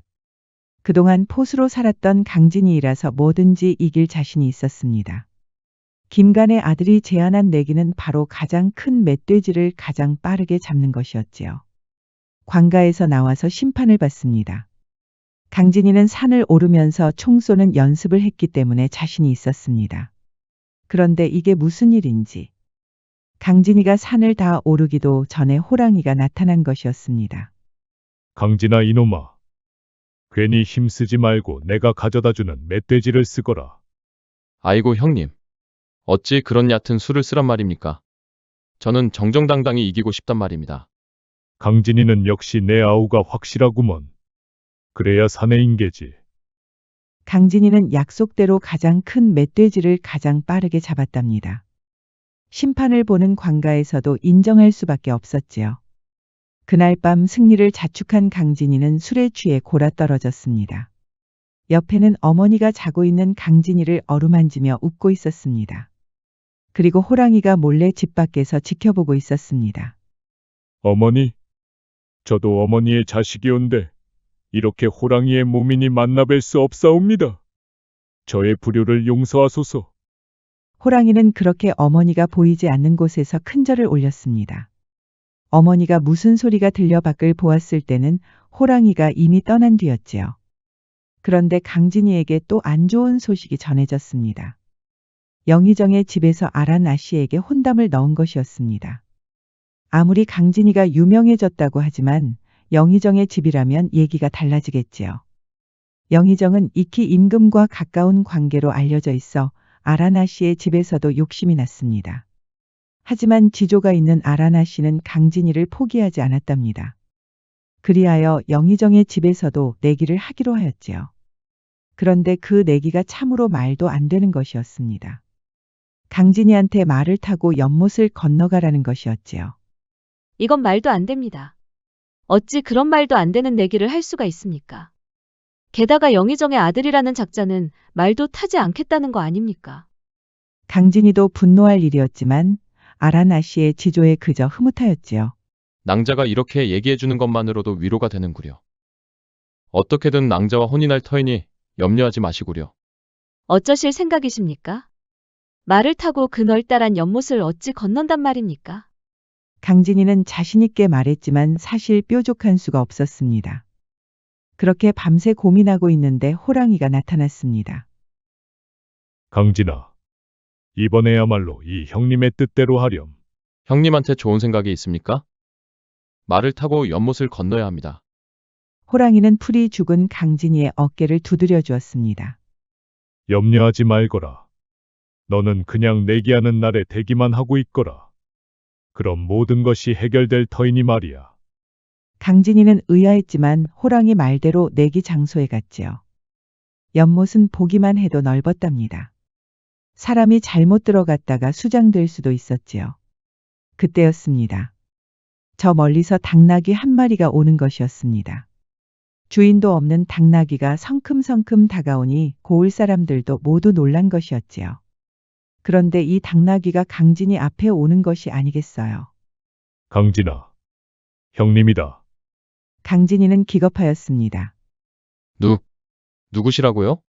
형님이라고 하잖느냐. 잠시 당나귀 가죽을 빌린 것이니라.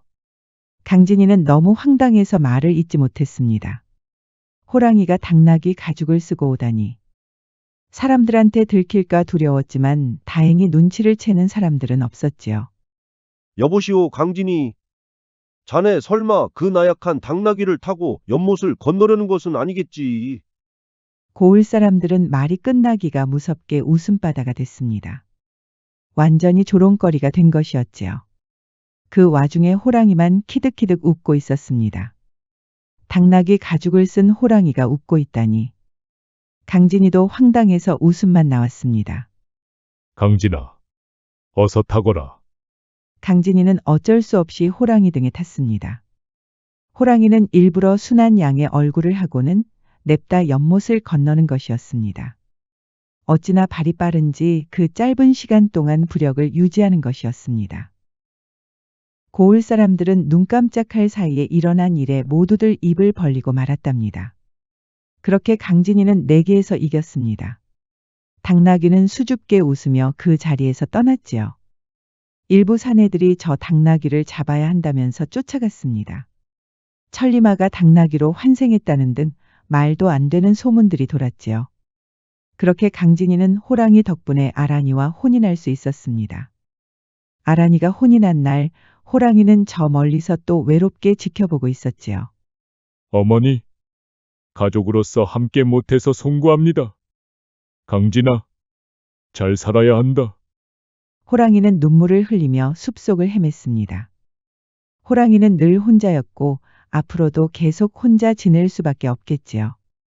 호랑이는 참을 수 없는 슬픔에 빠졌습니다. 그러던 어느 날, 그만 경계를 늦추고 말았지요. 이것이 무엇이란 말이냐? 내가 한심하게 인간의 덫에 걸리다니. 인간이 파놓은 함정에 빠진 것이었습니다. 파놓은 함정은 워낙 깊어서 뛰어넘을 수 없을 정도였지요. 호랑이가 잡혔다는 소식이 전해지자 고울이 난리가 났습니다. 이 소식은 당연히 강진이 귀에도 들어갔지요. 강진이는 얼른 호랑이가 빠진 함정으로 뛰어갔습니다. 호랑이가 빠진 함정 주변으로는 사람들이 모여 있었습니다. 다들 호랑이를 빨리 없애야 한다고 난리였습니다. 안 됩니다. 이 호랑이는 죽이면 안 됩니다. 아니, 그게 무슨 말이야? 호랑이를 죽이면 안 된다니. 그놈이 우리 고을 사람들을 얼마나 죽였을지 누가 알아? 아닙니다. 이 호랑이는 절대 위험하지 않습니다. 제 목숨을 구해준 호랑이란 말입니다. 그러자 주변에서 강진이를 조롱하는 것이었습니다. 호랑이가 인간의 목숨을 구해줬다니. 말도 안 되는 소리였으니까요. 그러자 강진이가 이렇게 말하는 것이었습니다. 좋습니다. 그럼 제가 직접 저 함정에 들어가겠습니다. 호랑이가 저를 해치지 않으면 풀어주신다고 약속하십시오. 사람들은 너나 할 것 없이 강진이에게 손가락질을 하였습니다. 다들 강진이가 미쳤다는 것이었지요. 하지만 강진이는 주저하지 않고 함정으로 뛰어내렸습니다. 사람들은 기겁하여 함정 밑을 내려다보았습니다. 강진아, 이 형님이 미련하게도 경계를 게을리하였구나. 이게 다 부덕의 소치구나. 이렇게 바보 같으니 인간으로 살 수가 없었던 모양이다. 그래서 이렇게 호랑이로 살 수밖에 없나 보다. 아닙니다, 형님. 그런 말씀 마소서. 강진이는 호랑이를 처음으로 안았습니다. 지켜보던 고을 사람들은 비명을 질렀지요. 그렇게 약속대로 호랑이는 풀려났지만 고을 사람들은 곧장 사냥을 시작했습니다. 인간과 정을 통하는 호랑이는 있을 수 없는 것이었지요. 강진이는 만류했지만 영의정의 지시로 관가에 끌려갔습니다. 내기에서 진 영의정의 아들이 여전히 세민한 것이었지요. 호랑이는 인간들의 사냥에 온몸이 만신창이가 되었답니다. 저 사람들을 해치면 우리 강진이와 어머니는 더 곤란해지겠지. 호랑이는 계속 그렇게 도망다녔고 결국 고을 사람들은 사냥을 포기했습니다. 강진이도 특별한 죄가 없다 보니 결국 풀려났지요. 그러던 어느 날이었습니다. 숨어 다니던 호랑이가 숲속을 헤매고 있었습니다. 강진이와 어머니가 너무나 보고 싶은 것이었지요. 어머니, 이 불효 자식이 산삼을 가지고 갑니다. 조금만 기다리십시오. 몸이 많이 안 좋아진 호랑이는 비틀거리고 있었습니다. 가는 길에 잠시 쓰러지기도 하였지요. 그렇게 집에 도착했는데 이게 무슨 일인지 집에서 울음소리가 들리는 것이었습니다. 호랑이는 놀라서 집을 들여다보았지요. 강진아, 내가 늘 말했지만 아버지는 널 자랑스러워 하실 것이다. 그러니 그만 눈물을 그치거라. 강진이는 말을 잇지 못하고 누워 계신 어머니 옆에서 눈물을 흘리고 있었습니다. 그리고 강진아, 내가 이렇게 눈을 감지 못하는 이유는 왕진이 때문이다. 왕진이만 생각하면 가슴이 미어지는구나. 우리 왕진이는 잘 살고 있는지 모르겠구나. 걱정하지 마십시오, 어머니. 왕진이 형님은 제가 반드시 찾아내겠습니다. 기백이 있으신 분이니 살아 계실 겁니다. 그래, 고맙구나. 강진아, 사랑한다. 그리고 우리 왕진이도 사랑한다. 그렇게 어머니는 숨을 거두셨습니다. 지켜보던 호랑이는 충격을 받았지요. 숲속으로 계속 달리던 호랑이는 너무 무리하여 심장에도 큰 충격을 받았습니다. 그렇게 호랑이도 숨을 거두고 말았답니다. 어머니, 이 불효자를 용서하소서. 호랑이의 시신은 아란이의 식솔들이 직접 데려왔습니다. 비록 짐승이었지만 사정을 알고 있는 아란이는 어른 대하듯 깍듯이 모셨지요. 강진이는 쓰러진 호랑이 앞에서 펑펑 울었답니다. 강진이에게는 둘도 없는 형님이었던 호랑이는 이렇게 세상을 떠났습니다. 그렇게 호랑이의 시신은 강진이 어머니의 묘지 옆에 묻었습니다. 강진이는 그 묘를 바라볼 때마다 호랑이가 자신의 어깨를 두드려준 일이 기억이 났지요. 그럴 때마다 눈물이 또 흘렀지만 호랑이의 효심에 또 한 번 감동하는 것이었습니다. 마지막까지 효도를 다한 호랑이의 이야기를 전해드리며 오늘의 백세야담을 마치겠습니다. 지금까지 백세야담 9번째 이야기였습니다. 백세야담 많이 사랑해주세요. 구독과 좋아요, 알림 설정도 잊지 마시고 꼭 눌러주세요. 애정이 담긴 댓글도 많이 부탁드립니다. 야담과 옛날 이야기 가득한 백세야담 어떠셨나요? 앞으로도 재밌고 감동적인 이야기가 가득하니 많이 기대해주세요.